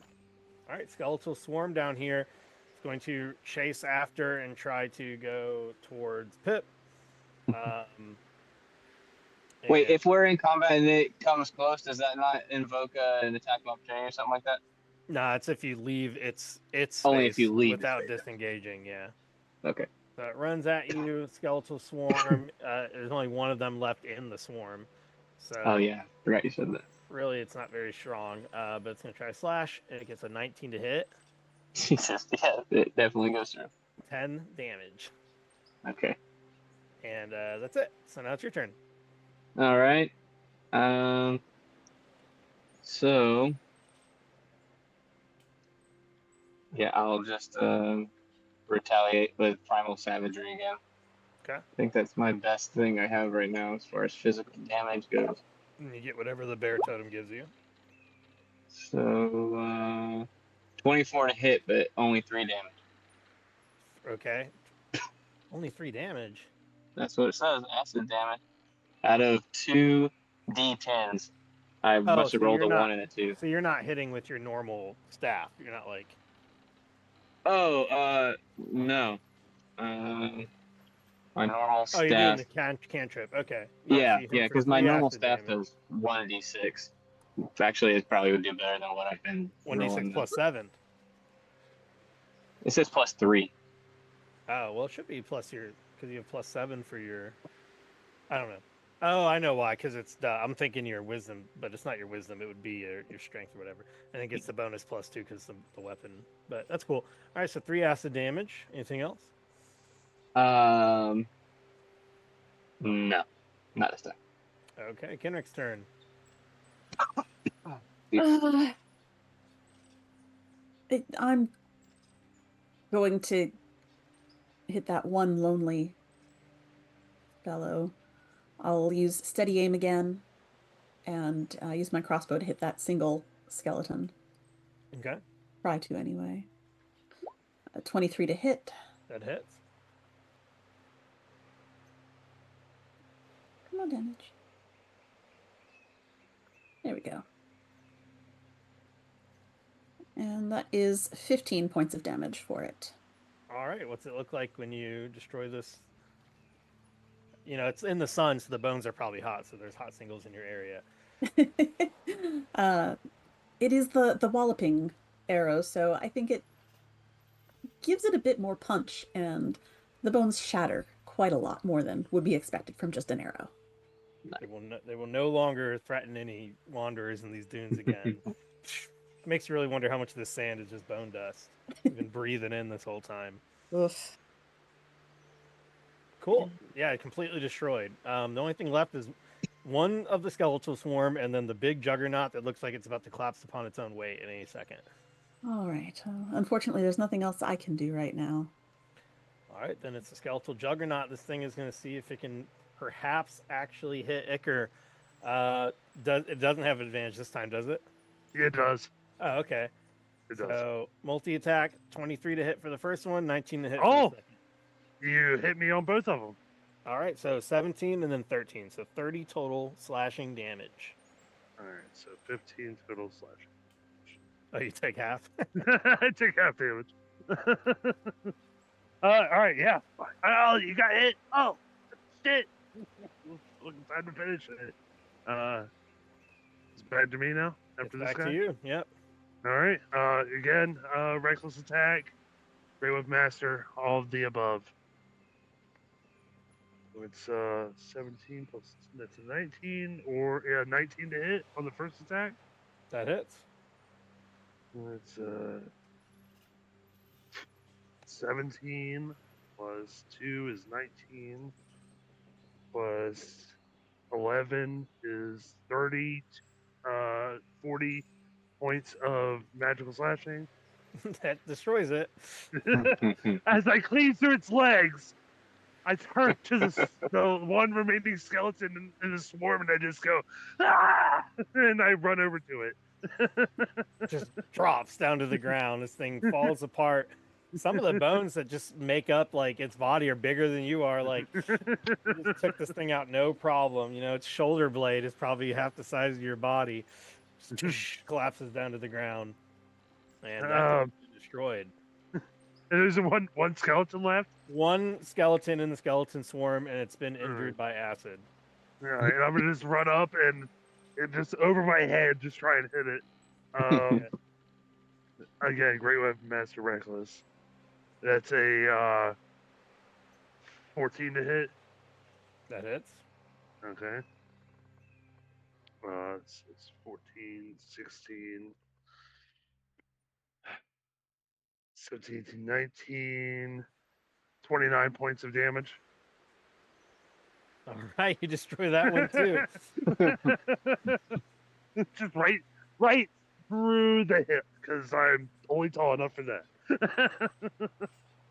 Right through the pelvis. It's all in the Okay. hits. Well, Ah! Like we learned in Happy Gilmore. It's all in the hit. Uh-oh. Oh, there he is. I thought I accidentally It's deleted all in the hips. Pip, but I did not.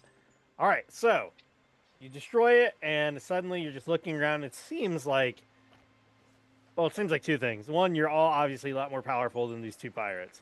Two, it doesn't seem like you can see any other skeletons in your vicinity, but you do have like 1,000 feet to get to the end of these sand dunes before you get out of them. So you are no longer in combat for now. What would you like to do to maybe avoid combat in the future? Unless you don't care, since you all just slaughtered, or at least you did. The other two are like about to become skeletons themselves, I think. yeah. I look at him. I look at. Are you okay? I mean, No, that was quite an easy fight, you know. I no. just Wait, Yeah, does yeah, Pip have easy. bones? Are there bones inside the scarecrow? I You think Jack they, Skellington? I think they once upon a time were bones, but now they're like petrified wood. You know? Oh, okay. It's just Yeah. like Like I've been 1,000 years alive old. for 500 like the, years. oh shit! Uh, All right. yeah, yeah, just sitting around growing garlic and talking to rats. I'm literally gonna be like, I am so thankful that I had you here. Holy shit, both of you, because that doesn't normally happen to me. I know I said that earlier, but Right. No. I performance anxiety, I guess. I don't know what happened. Well, I'm also glad you had your bear friend. I feel very bad. I feel very, very much not good right now. Okay, maybe I'll get rid of it. No. I very much appreciate your bear friend. Okay, you aren't being I felt sarcastic. much better with him there. Gotcha. Yeah, and you look, and like in Kenrick, you're like 200 feet away from the boat and 1,000 feet away from just getting out of these sand dunes. You already feel like you're about to die. Do we have to do this? Do we have to get this orb? I mean, I'm just kind of following y'all. I don't even need remember some money. why I said yes. I think it was the money, probably. Ooh, I do need money because I am running precariously low on some candy. Yeah, So mine on that damn restaurant. I mean, it's a good restaurant, but what they have? What'd you eat? well, there's a gator. You had gator? You ate gator? It's weird. There's Well, a lot of gator. we ate gator. And there's going to be a little bit left to serve at the restaurant, but really we've eaten most of it at this point. But it's still in development, so Anyway, does anyone have a better way to get up to the grass without provoking more of these things? I asked old buddy pal, my spirit raven, and he did not provide us any helpful information.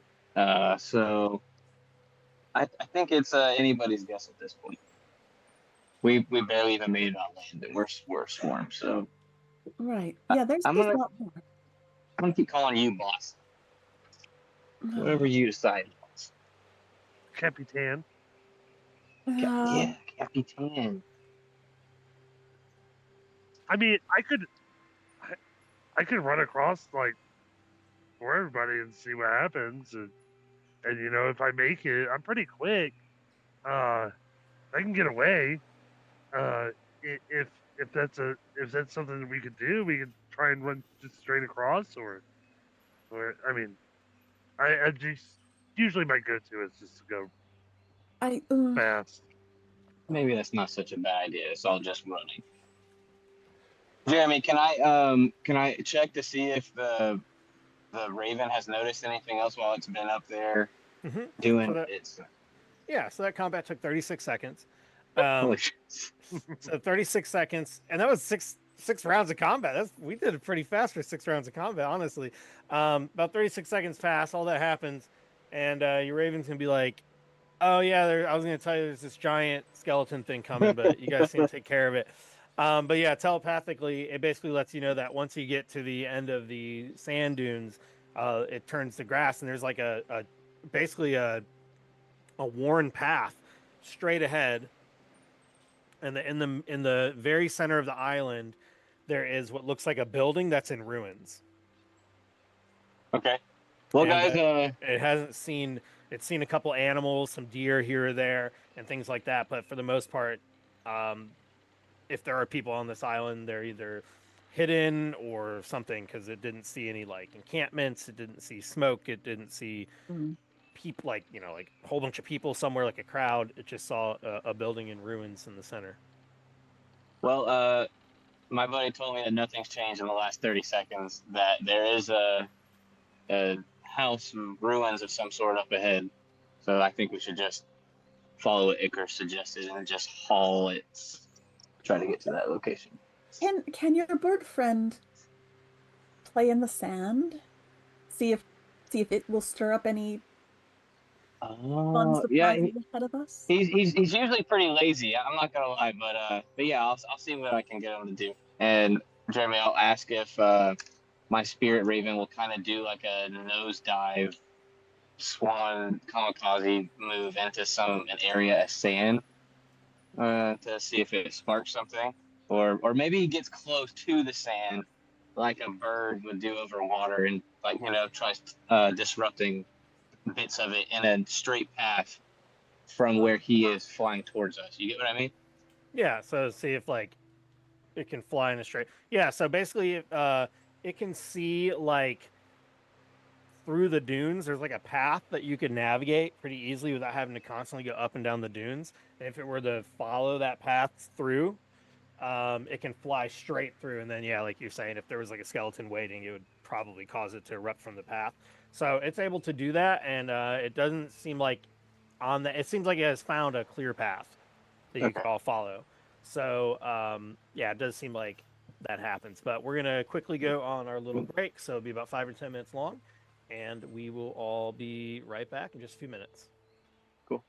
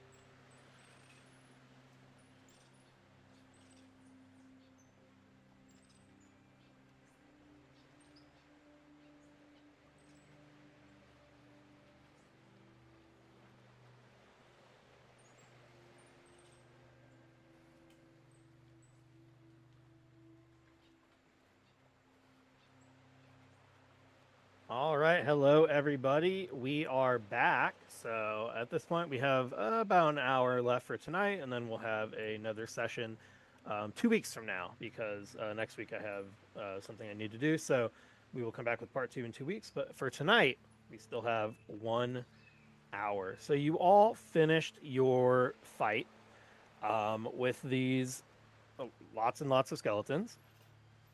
You are still right at the very start of the dunes. So, I think some of you are pretty beaten up. How would we like to continue, or do we want to do any sort of rests? Do we want to say fuck these clerics and go back to the boat and see what happens? Do we want to, you know, just press ahead? What do we want to do? I mean, I would like to just say fuck these clerics, but we've got a job. I don't suppose anyone has any healing potions hiding in a bag. Did they stock some on the boat? Let's see. I don't have healing potions, but I have healing word, the spell. I mean, if you happen to heal me, I certainly wouldn't complain. Yeah. I got Okay, some good jelly one. beans for you if you want some of those. I mean, I don't know what they'll do for you, but they I got mean, a couple of. they seem to be working for you, so she'll take one. It's only the blue. It's only the blue ones. Just handful of They're blue ones. always blue? No, it's just the ones he doesn't like. Oh, I see. 1 sec, I'll cast the spell. They're very sweet. Stick to my teeth a little. Let's do this one.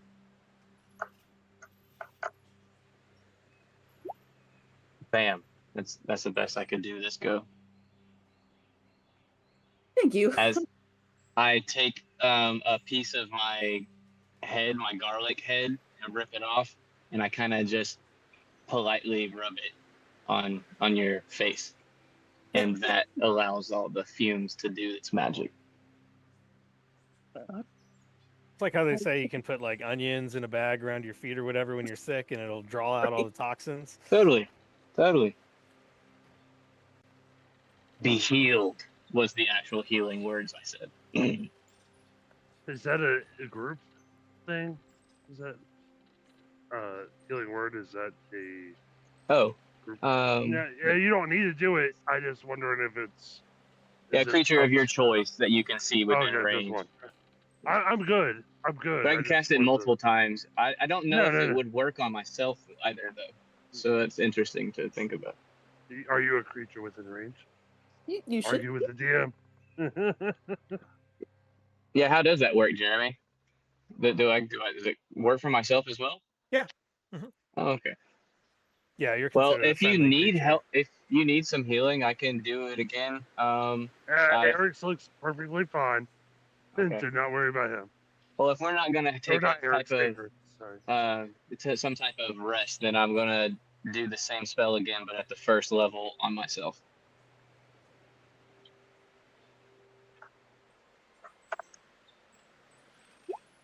And got 13.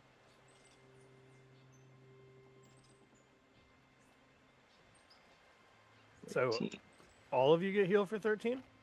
No, that was just me. The first Oh, time okay. was for Kenrick. The second time was for myself. The first Okay. time I did it at second level. The second time I did it at first level. So yeah, how what do you want to do? Well, guys, I feel comfortable enough to keep going. I mean, I don't really care about this quest. I don't even remember why I did it, like I said, but I like the adventure so far, even if I'm not contributing a whole lot yet. Oh no, you have helped quite a bit. I feel much better. And you said your friend said if we follow this path, we should be okay. Oh yes, yeah. We follow this way. Let's just follow them right now. How about that? Yes, let's. And Jeremy, I'm gonna ask my little bird to just show us, like, lead the path, or lead us towards this path ahead. Okay, yeah, not a problem. So you were able to navigate your way through the rest of the dunes. It's about I don't know, maybe a quarter to a half a mile to get all the way through them, And following the familiar that's leading the way through, you're able to get to the other side without any complications. As you go, there are other bodies that you have passed on the way that you can see off in the distance. Some of them, I feel like maybe you want to keep your distance from them to not see if they're too skeletal or if they're like recently killed pirates. But there are some that look like maybe more pirates that have been ambushed at some point on the way. But after a couple of minutes, or not a couple minutes, half hour or so, you're able to make your way through. If it wasn't like all sands and dunes and you're being cautious, you obviously could have walked that a lot more quickly, but you're able to eventually make it to kind of the end of the dunes, and now you are at the edge of this kind of grass here. And then I revealed this whole map because you are able to communicate telepathically with your familiar, which is seeing the entire island. So Sweet. as you move forward, you are now past the threat of the dunes. The dunes are behind you. You are standing up on this hill, and you look back, and you can see your rowboat very clearly. If there are people here, chances are, if they were looking in this direction, they might have seen you approach, because you can certainly see your rowboat quite clearly from here on the now that you're at a higher elevation. And then, according to what your familiar has told you, right in the center of the island, so about a mile from where you stand, or a little bit less than a mile, is the ruins of some large temple-like building.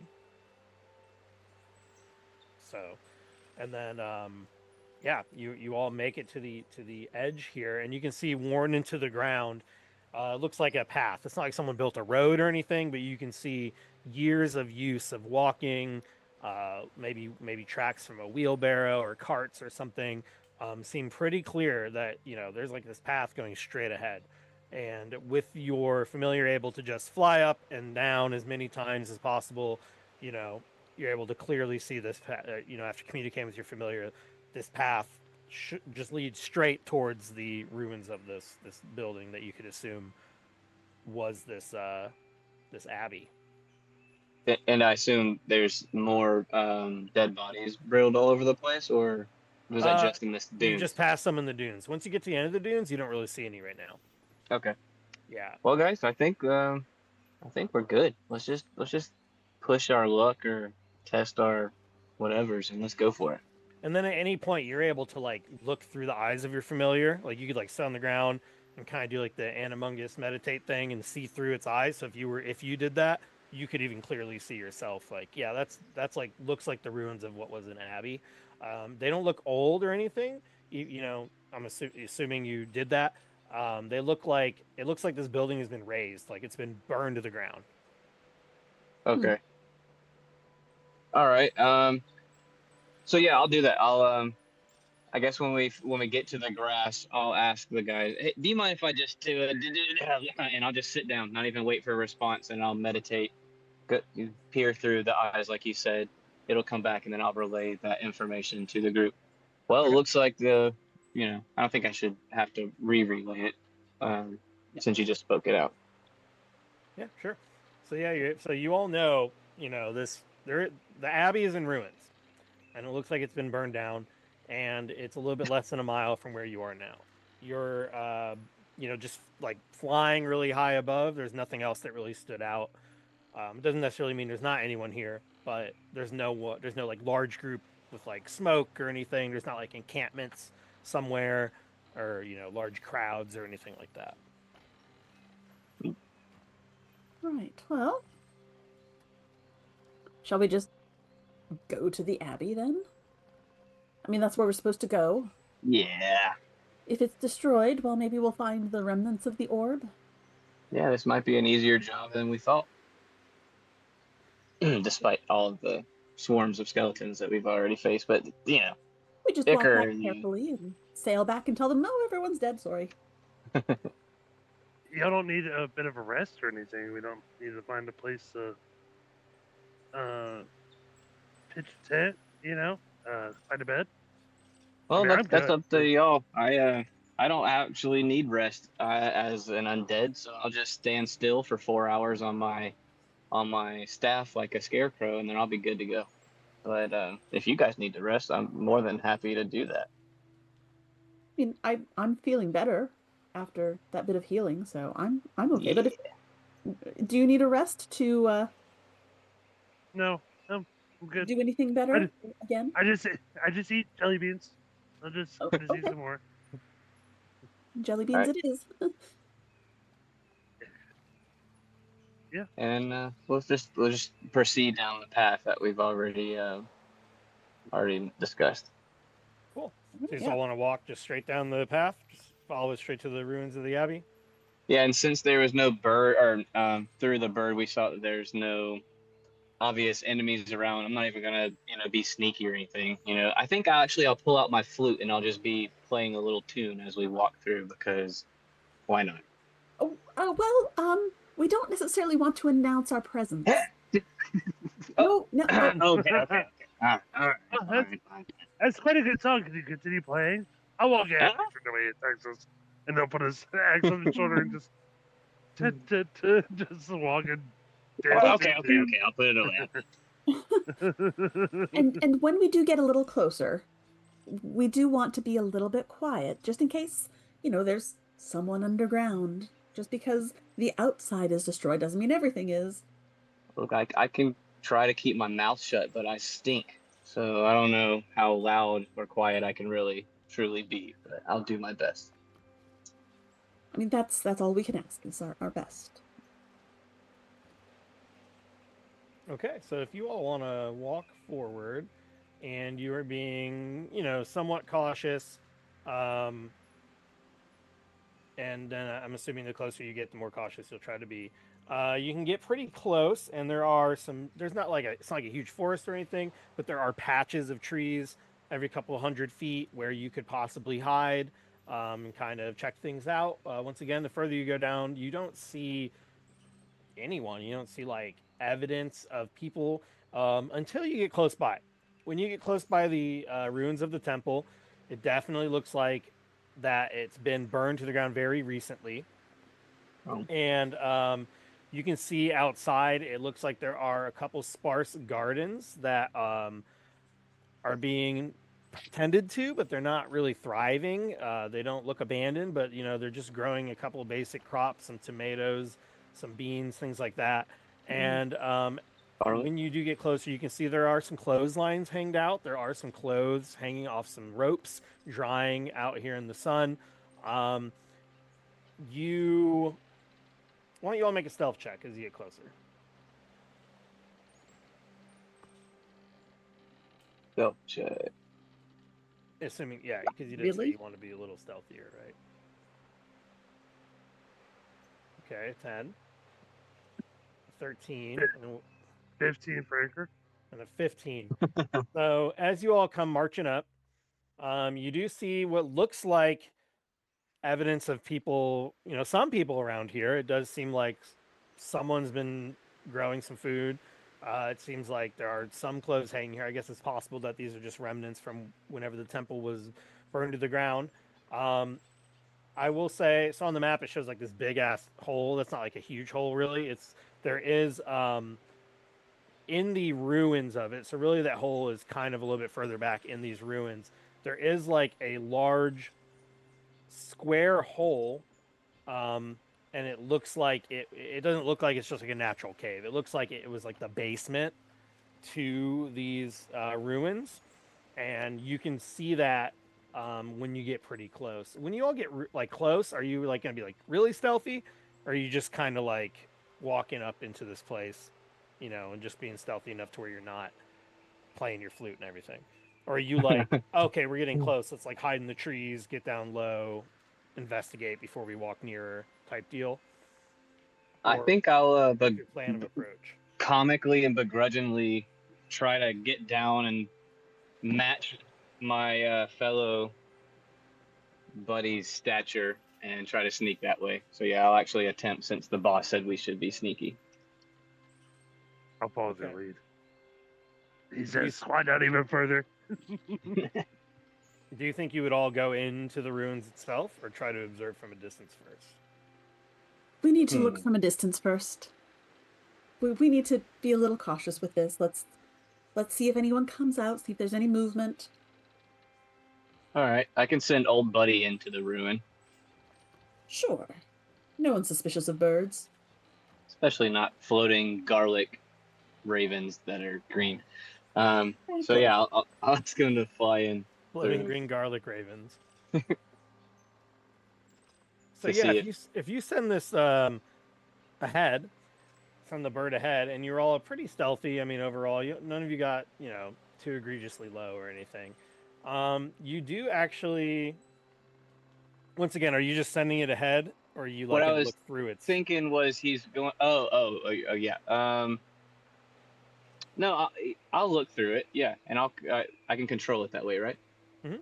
So yeah, so I'll fly up and I'll perch on one of the outer corners of the ruins to peer inward. Yeah.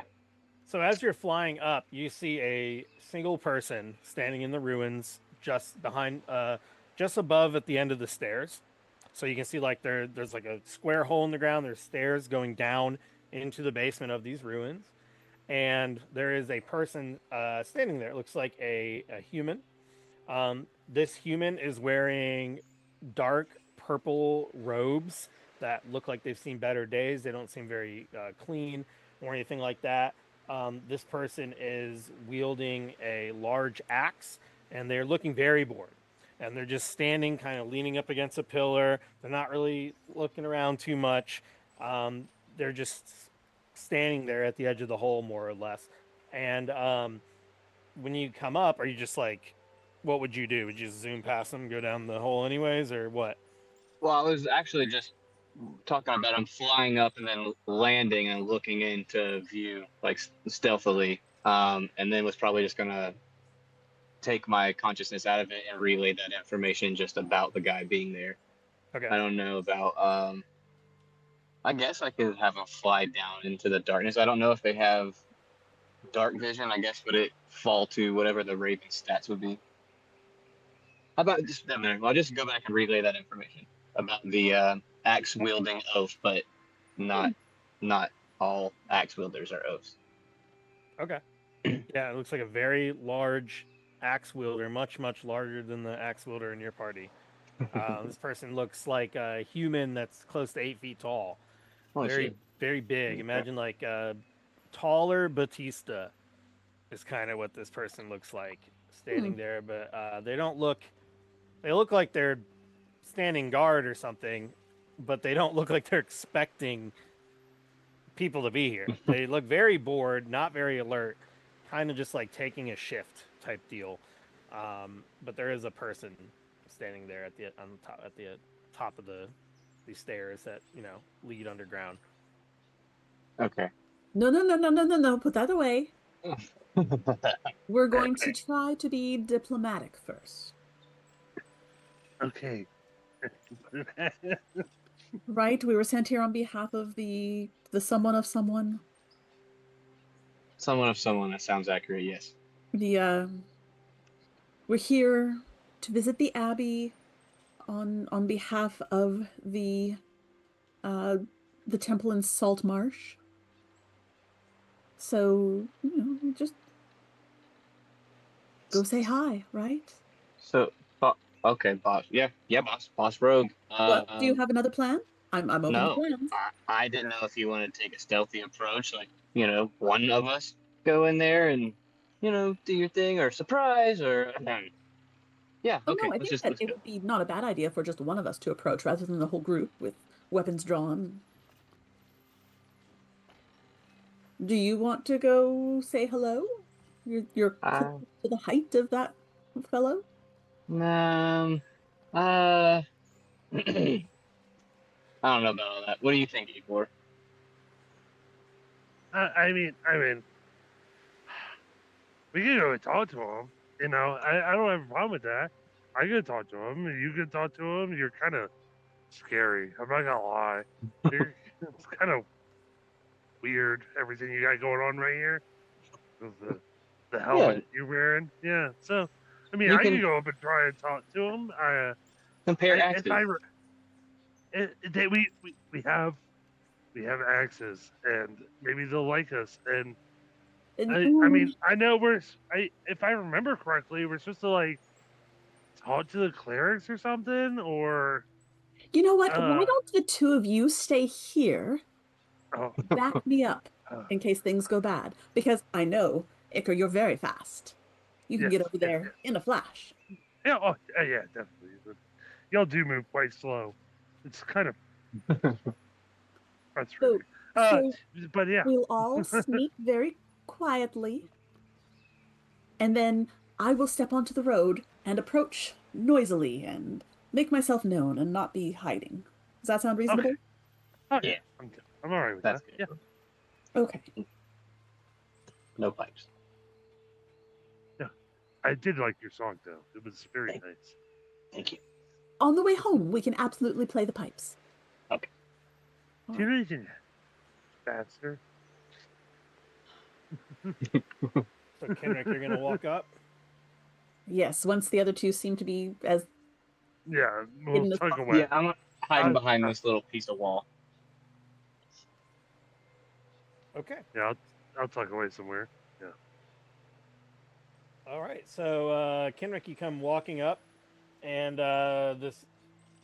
you walk up, and this guy's like looking at his axe, and just like it looks like he's staring at the blade, and then you see him like closing one eye and then the other, and he's looks very bored. He's looked like he's doing that thing like kids do, where they like change perspective of their eyes by blinking one eye and then the other. He's like seeing how the light reflects off of his axe. He's like Mhm. just very bored, just doing anything to entertain himself, until he sees you, and Hello, good sir. he's gonna stop and go, "Hey, you! Who the Oh, hell are hello. you?" I'm Kinrick. I'm here on behalf of the clerics at the Temple of Procan in Saltmarsh. He's gonna immediately yell, "Hey, somebody's here!" down into the hole. No, stop! What? Yeah, no, I've stopped. I'm not How coming did you any get closer. here? On a boat? He's gonna pull out his axe and start marching towards you. You don't go anywhere. Stay there. All right. He's going. So Should we he like we get our shouted weapons? down below. You can all hear him yelling. The two of you can hear him yelling from a distance. What do you want here? Well, I was sent by the clerics to see if something happened to your orb. Did someone drop it? Clerics. Yes, clerics. What clerics sent you here? The clerics of Procan. I need some backup up here. We got someone here. He yells again. Do you actually have anyone else down there? They're being quite None of your business. well, I mean, if you're sending them to me, whatever. How Yes, did you get here? You have a boat? yes, a little rowboat. It was frustrating to say the least, but we made it. You made it without wrecking the boat? Yes, I have experience sailing. Hmm. Then your I think boat is mine! And he's gonna run at you and try to attack. And he's just How he- far away are we? gonna try to. You guys are not too far away. This guy's gonna swing at you one time, so he's gonna get one swing at you. He's attacking almost on sight. As soon as he finds out you have a boat, so he's gonna come and swing at you, and he's not very kind. I'm 22 to hit. I'm going to die. So that attack is going to be with disadvantage. With disadvantage, so it's a 22 and a 20. Yeah, it still hits, damn it. So he hits you for 9 damage, Ouch! and he's gonna go, "Ah! Your boat belongs to me!" And you can all roll. You can all roll initiative Right. real quick. Yes, please. Oh shit. What I get? 13. 13. Eric's or Iker really cares about Oh, I got this party that he's with, and he just critted his initiative roll. Ooh. 23. So this guy, so you said a 23. Yeah. Okay, 23 is definitely very good. Trying to see how I should even do this. So there's this guy. That's not what he looks like. I was about to say, what It is shows the Dragonborn. He's not a Dragonborn. That's just what for this type of staff block shows in the player's hand or in the monster manual for some reason. But he runs. He's a human. Looks like one of those lizards with a fucking head like this. Bands. Yeah. So we'll just do this little thing, kind of theater of the mind ish. So you said you got a crit on your initiative roll. Okay. I did. So, and then Pip got a 19. Kenrick got a 13. Let's see what this person gets. They're gonna get a 4. And then the people that he yelled to, assuming there are actually people, are we'll find out. But yeah, that starts off immediately with Iker. So Iker, what are you gonna do? I mean, I think you all kind of hid pretty nearby, and you have 60 feet of movement, so you can get to him within one turn easily. Okay, then I'll run up to him and just start screaming as he's running. He's like, ah! Axe over his head, and he's gonna roll to attack recklessly and Great Weapon Master.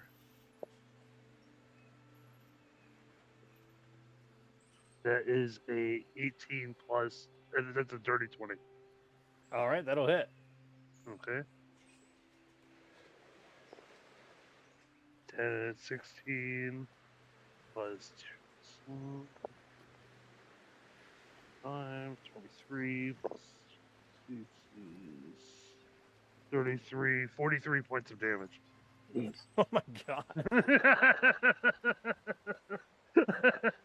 All right, so you hit him for 43 points of damage with your axe.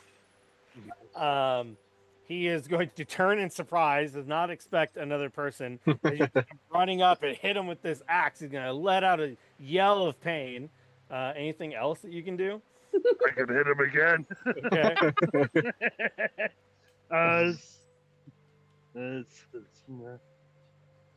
That's an 18.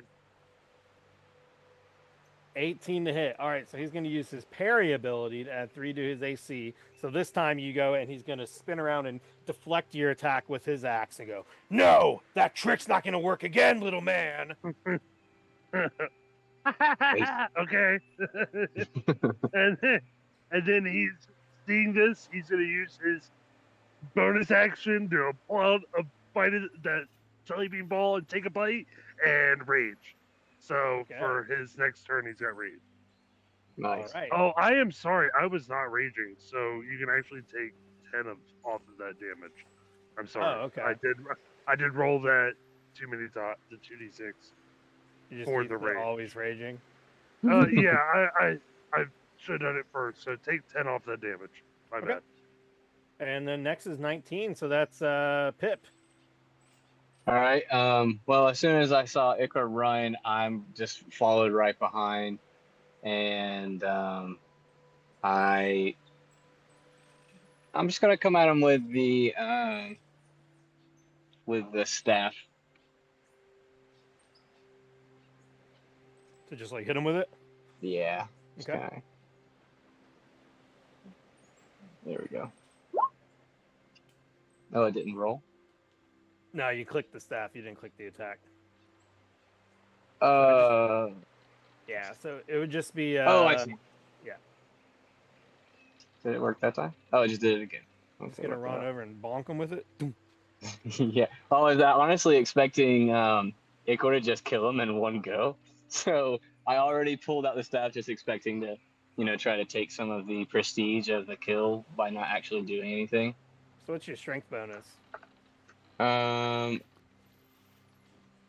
Strength bonus. Hold on, Being arrested? I just a +1, and I rolled a 5. Did it not pull up on your? I don't see it. No. So 5 plus your proficiency would be +3, so that's 8. Plus the 1 would be 9, and that's a +2 staff. So you rolled an 11. So the 11 is not enough to break his AC. So you come over, and he very easily just lifts the axe and blocks it, chink, blocking your wooden staff of the woodlands pretty easily with his axe. And he's gonna go, "How many of you bastards are there?" And he's like literally seething at the mouth. Anything else? Is your familiar still out? Yeah, he's still out. He's sitting perched up on top of the ruins still. So cool thing, familiar cannot attack. However, they can take action, and that action can be help. So you can have them help, and then that gives you advantage on attacks. So like for next turn Yeah, when so I you can have him attack. like you can say like, oh, he's gonna help me Fly by down like and- fly down to distract him, and then you'll get advantage on your attack or whatever. Okay. Yeah. Cool. All right. All Cool. right. Yeah, So- that'll be come my turn. all right, and then that is Kenric's turn. Right. I'm going to use my my steady aim, so I have advantage. Kenric's not having a good day. No, not at all. He's really close to me though, like right up on me, so I Mhm. can't use a crossbow. So I'm going to make an unarmed strike. Whitney's probably like, why the fuck is he yelling that loud? Oh, and that's a nat 20 with my advantage for 23. Ooh, that's perfect. So that is going to be 1d6, 1d4 piercing damage. But because it's a nat 20, do I get 4 plus 3 is 7? Yeah. So I heal 7 points as I suck the life out of him. Okay. Nice. And I guess I also get my sneak attack for that, don't I? Yeah, you definitely have. You have two of your allies right next to him. So Where is my... don't you have like innate spider climb? I do. Okay, so there's my sneak attack. Run up Ooh, walls and shit. another 14 points of damage for the sneak attack of it. Do you gain that back too? I don't think so. It's just the piercing damage that I get hit points from. Okay. But that's 15 points of damage total to him? No, more than that. 17. 14 plus No. 3, 17 points of damage to him. He's gonna go like, just you fucking bit me! Who the hell are you people? And he's yelling, and then it goes up to his turn. He's about to swing, and then you'll hear a voice go, Augment! What the hell are you doing? Stop! And you all see coming out of the basement, there's another man, looks much smaller than Augment. This person is wearing some red robes, they're completely bald on top. They look a lot more like what you'd expect a cleric to look like. And there's like this gold medallion that they have around their neck. And he has a staff, and it seems like it's glowing as if he's either in the middle of casting a spell or already had cast a spell. And he's going to say, Augment! I said stop! And he is going to cast a spell on this person that's attacking you. So this guy coming out is going to, let me pull up the character sheet, cast. Where is Yeah. this fucking guy? Oh, I know where he is. He's on a different page. That's why. Because he's coming out from the basement. Light's really bright. I'm sorry. Okay, why does this not work?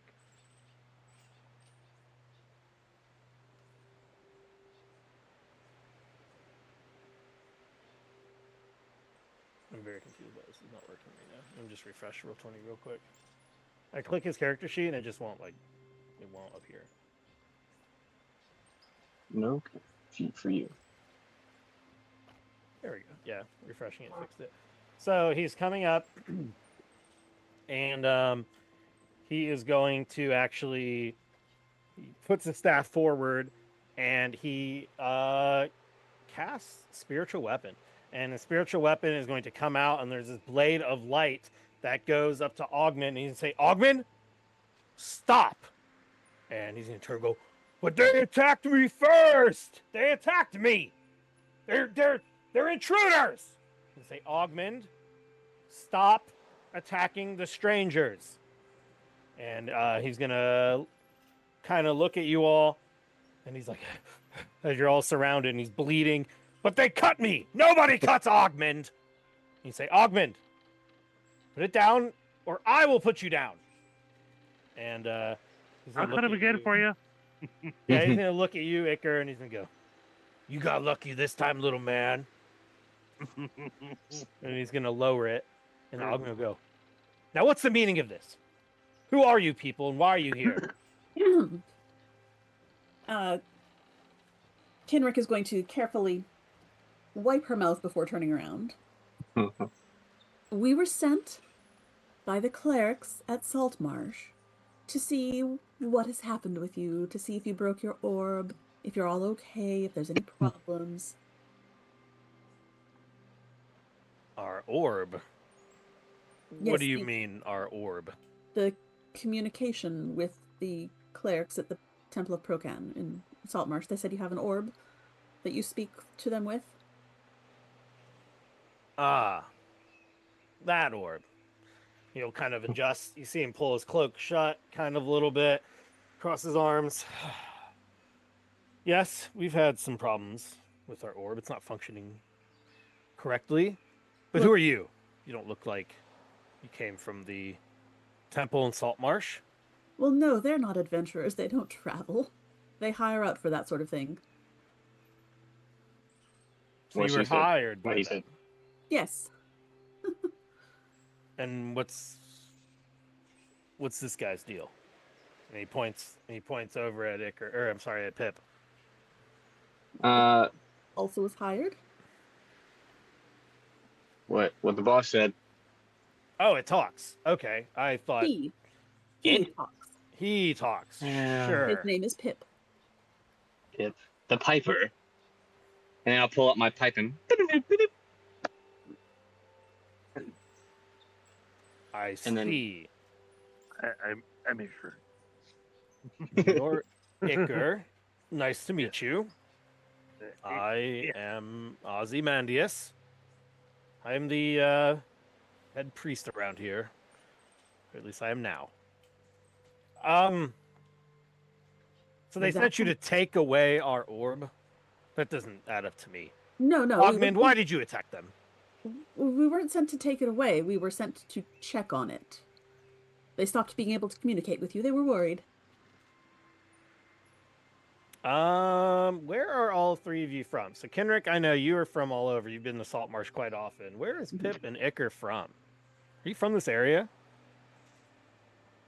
Go ahead. No, you go first. With the red light you put on, Jedi, it just looks like you're blushing immensely when you lean I'm forward. No, I mean it doesn't bother me. It's just I'll turn the blue. It's like blue and pink. okay. So I'll turn the blue more towards me. So Pip doesn't remember where he's from, because he died 500 years ago. So he's just been kind of staying around the area that we just came from. For the last 100 years or so, off alone in the woods, growing wild garlic. Near Being a- Saltmarsh? Yeah, near Saltmarsh. Yeah, How do you feel about turnips? we don't speak about turnips. Oh, okay, because there's a turnip farmer in the area. I didn't know if you were responsible for the blight on his lands. That's from a previous episode that listeners might appreciate. That's why we don't discuss these matters. So, and then you said Iker's from where? Far away? Iker's from. I just rolled for it. He's from Tethir. So Okay. that's where he's from. Tethir, wherever that is. Kenrick, make a religion check. Since you seem to be from this area, I mean Pip could, but if Pip doesn't travel into Saltmarsh very often, I don't know if it would make sense. Nope. You said it's called Tithir? Tethir, it's a large populous kingdom in the southwest of Faerun, Okay. between and Kalimshan. It's a haughty nobility land-based status area, a diverse population, elves, wield in the Wheelwrath Forest, halflings, and dwarves. I'm kind of there. He's kind of like a fake. He's like a fake creature, to be honest. But we'll just say there. What'd you get on your religion check, Kenrick?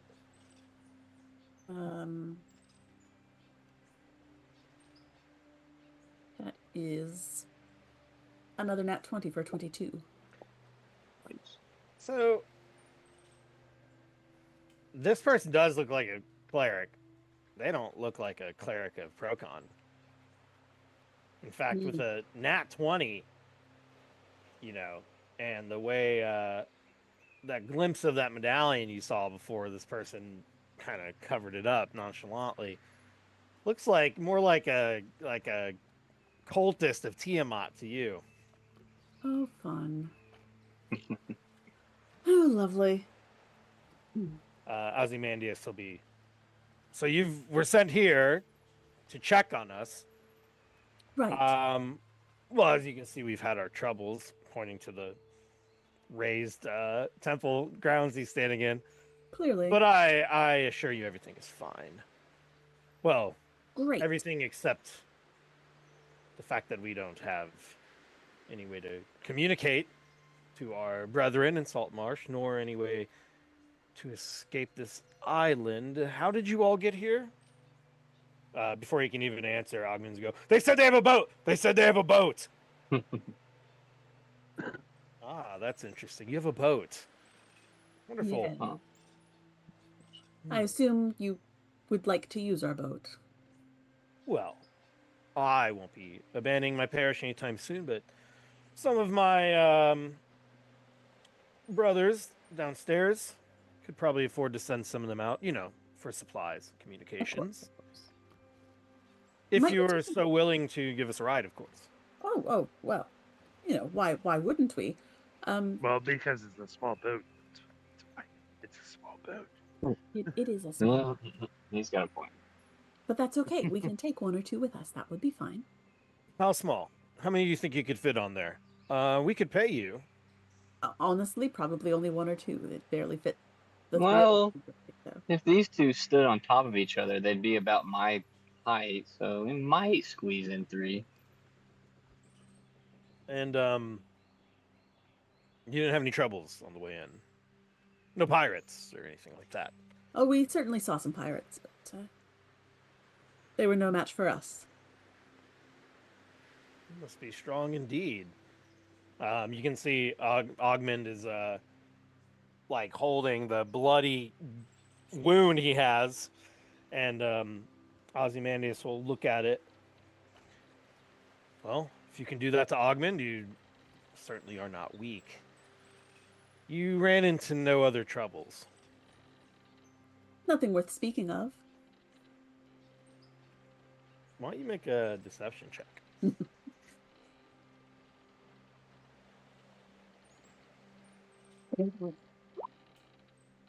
3. A natural 1. Natural 1. Just gonna look at the shape of most of you. Even with the healing, I think you're both pretty severely hurt, except for Iker, right? Yeah. Oh, I'm at 26 of 28 now. Oh, I just thought level 5 you had like 60 health or something. No, I have very little health, but I've recovered it. Yeah, 33 of 53. And you all came up from the dunes. Of course. Where else would we come up? That's Not true. really feeling like climbing the cliffs.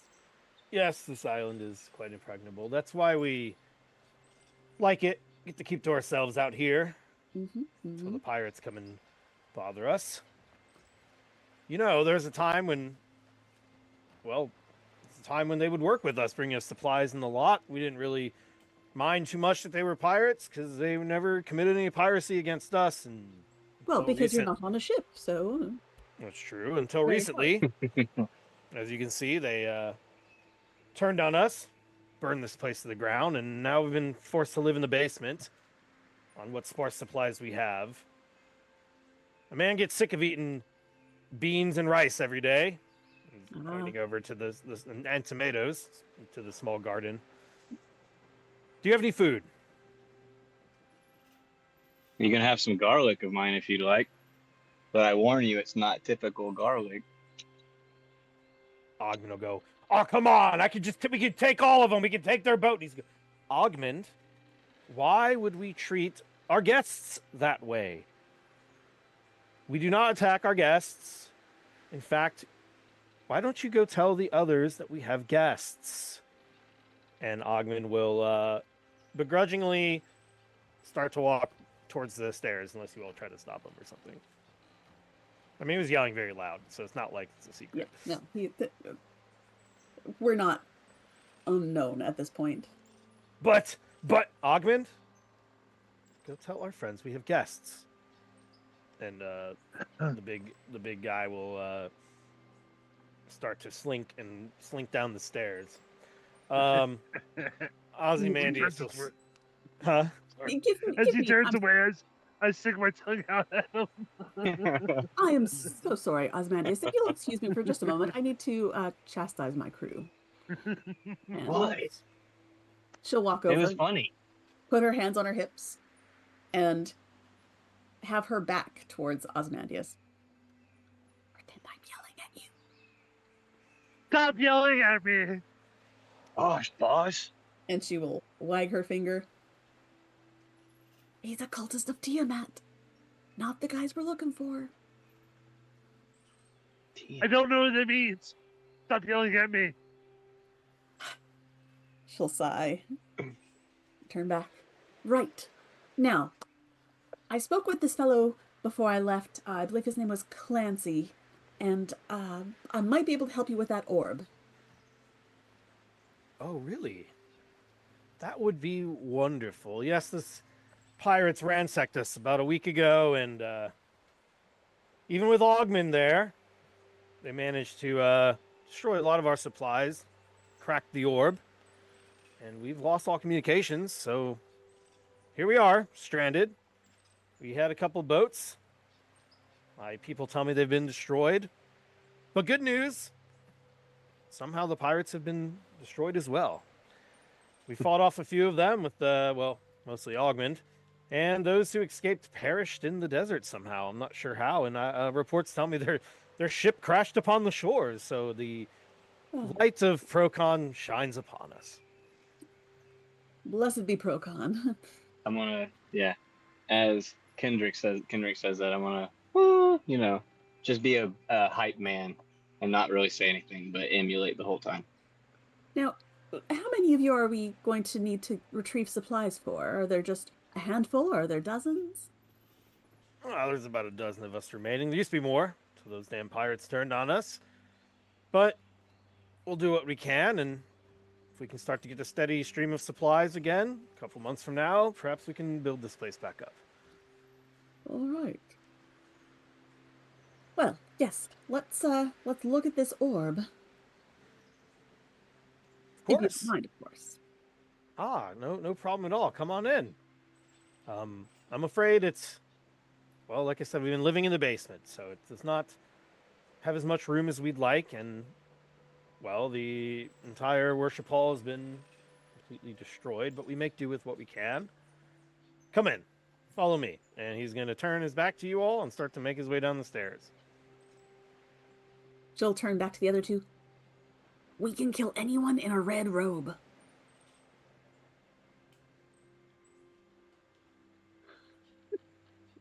I might want to rage now. Well, I mean, His back is to you if says- you wanted to start some trouble, but he's starting to walk down this pit, down the stairs into the darkness below where Ogmund went. Can I just shove him? But you're just going to run up and push him? He's going downstairs, right? Yeah. She'll try to make it look like an accident and like say, "Oh, oops," and shove. Okay. Yeah, go ahead and make an attack. Or I guess it'd be a strength check. Go ahead and make a strength check. The target must succeed on a strength or dexterity saving throw. Okay. So, and that is not going to be all that much. You got to beat an 11. It's a 19. Okay. And so you go to shove him, Mhm. and it doesn't really work out. He's a lot taller. He's going to turn around looking confused. Oopsie! And she'll dramatically tumble against him. You want to do a deception check to see if he Sure, thinks you see if just it's any better than mine. tripped down the stairs or something? That's a 10. A 10. I suppose I'll do a insight check against that. Do you want help, Kenrick? Above Teal? Do you want? Are you like looking around for help? We're going to see his reaction to it. Oh, run up and drop kick his ass.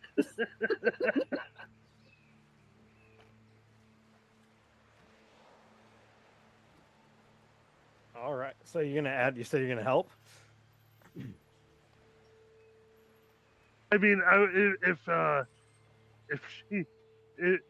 Kenrick wants it, I can You run up offer and up drop one kick kitten.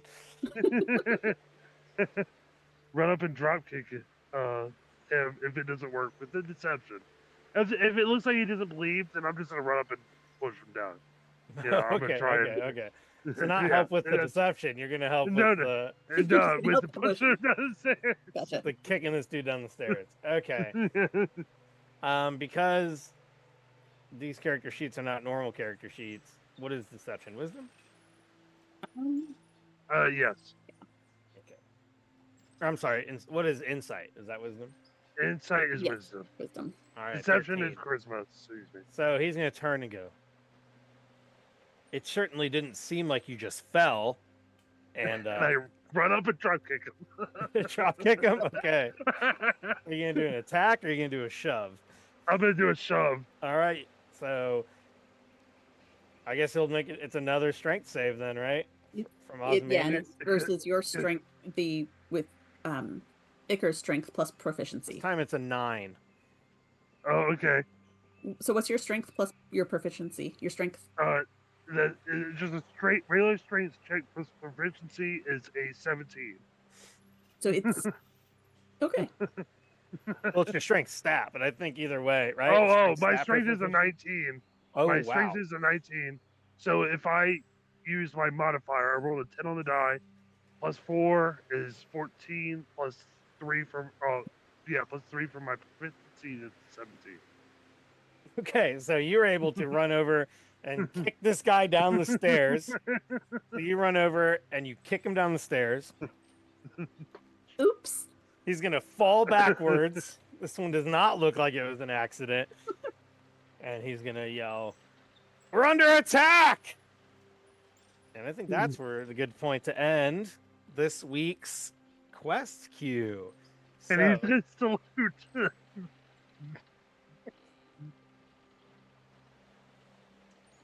what you drop kick him down the stairs.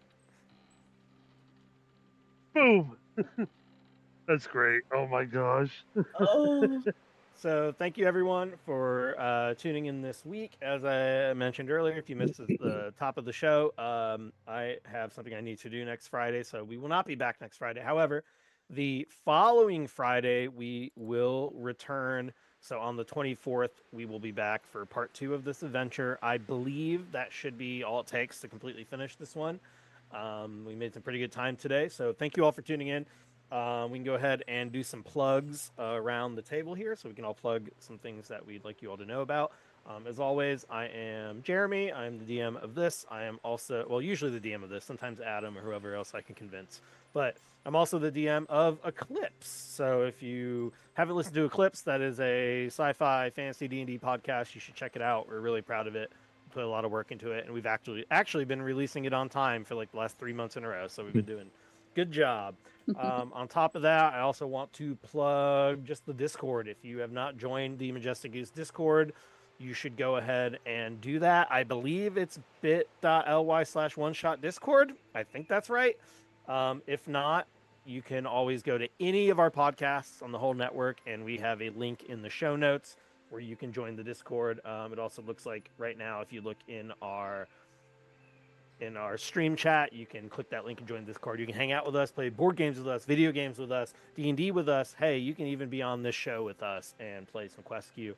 But that is all I'm going to plug myself. We'll go ahead and go down to Danny next. All right. Well, you can also find me hanging out on Eclipse. I play Whiskey there. You can also find me running Crits and Knits. We're on the Crits and Knits Twitch stream. We do that every other Wednesday. We're up this coming week. But even sooner than that, tomorrow I'm going to be running a meme of the month where we take a ridiculous meme and have an even more ridiculous game about it. Jeremy will be joining us there, along with a couple of other folks, including someone from another one of these quest queues. I keep getting it wrong. That will be tomorrow on Majestic Goose at 8 p.m. Eastern. So join us for a whole bunch of chaos. All right, we'll go to Drew / a nosebleed. So, yeah, my name's Drew. It's actually a nosebleed, just trying to be, edgy. You can find me on all socials there, but I just started up again. I'm a freelance illustrator and character designer, so if you need artwork for tabletop characters or anything like that, just hit me up on social media. You can also go by my website. I have products and things available at www.lenightparade.com. So just give me a follow. I greatly appreciate it. Small artists need all the help they can, especially starting out. So thank you. And also, Drew's the one that did the art for Roll for Weird. So if you, or for the character art at least, so if you liked that character art, that was a nosebleed here that did that, and Yeah. that is for those that are listening on the podcast only at ANOZBLEED on Instagram. So make sure you're checking that out. Anything else, Drew? No, just Instagram, Kara, and appreciate it. Thanks for having me on here. All right, Jedi. Well, I don't necessarily have a whole lot to promote. But if you would like to join a gaming server, adults, uh, everybody's like mid-20s or up to their 40s. If you would like to join a gaming D&D server, we run D&D games and play video games on every console. You can join through Majestic Goose. You can find me, but we're called the Nexus. Um, it's an adults 18 up only. No explicit content or anything like that. But we are just adults who like the game and play D&D. So if you would like to come hang out, join through the Majestic Goose Network and find me, Jedi, Salty Jedi, or motherfucking Jedi. So reach out to me and I'll get you an invite. Thank you. All right. Well, thank you all for tuning in, and we will be back 2 weeks from today to finish up this adventure. So I hope you all enjoyed this week's Quest Queue.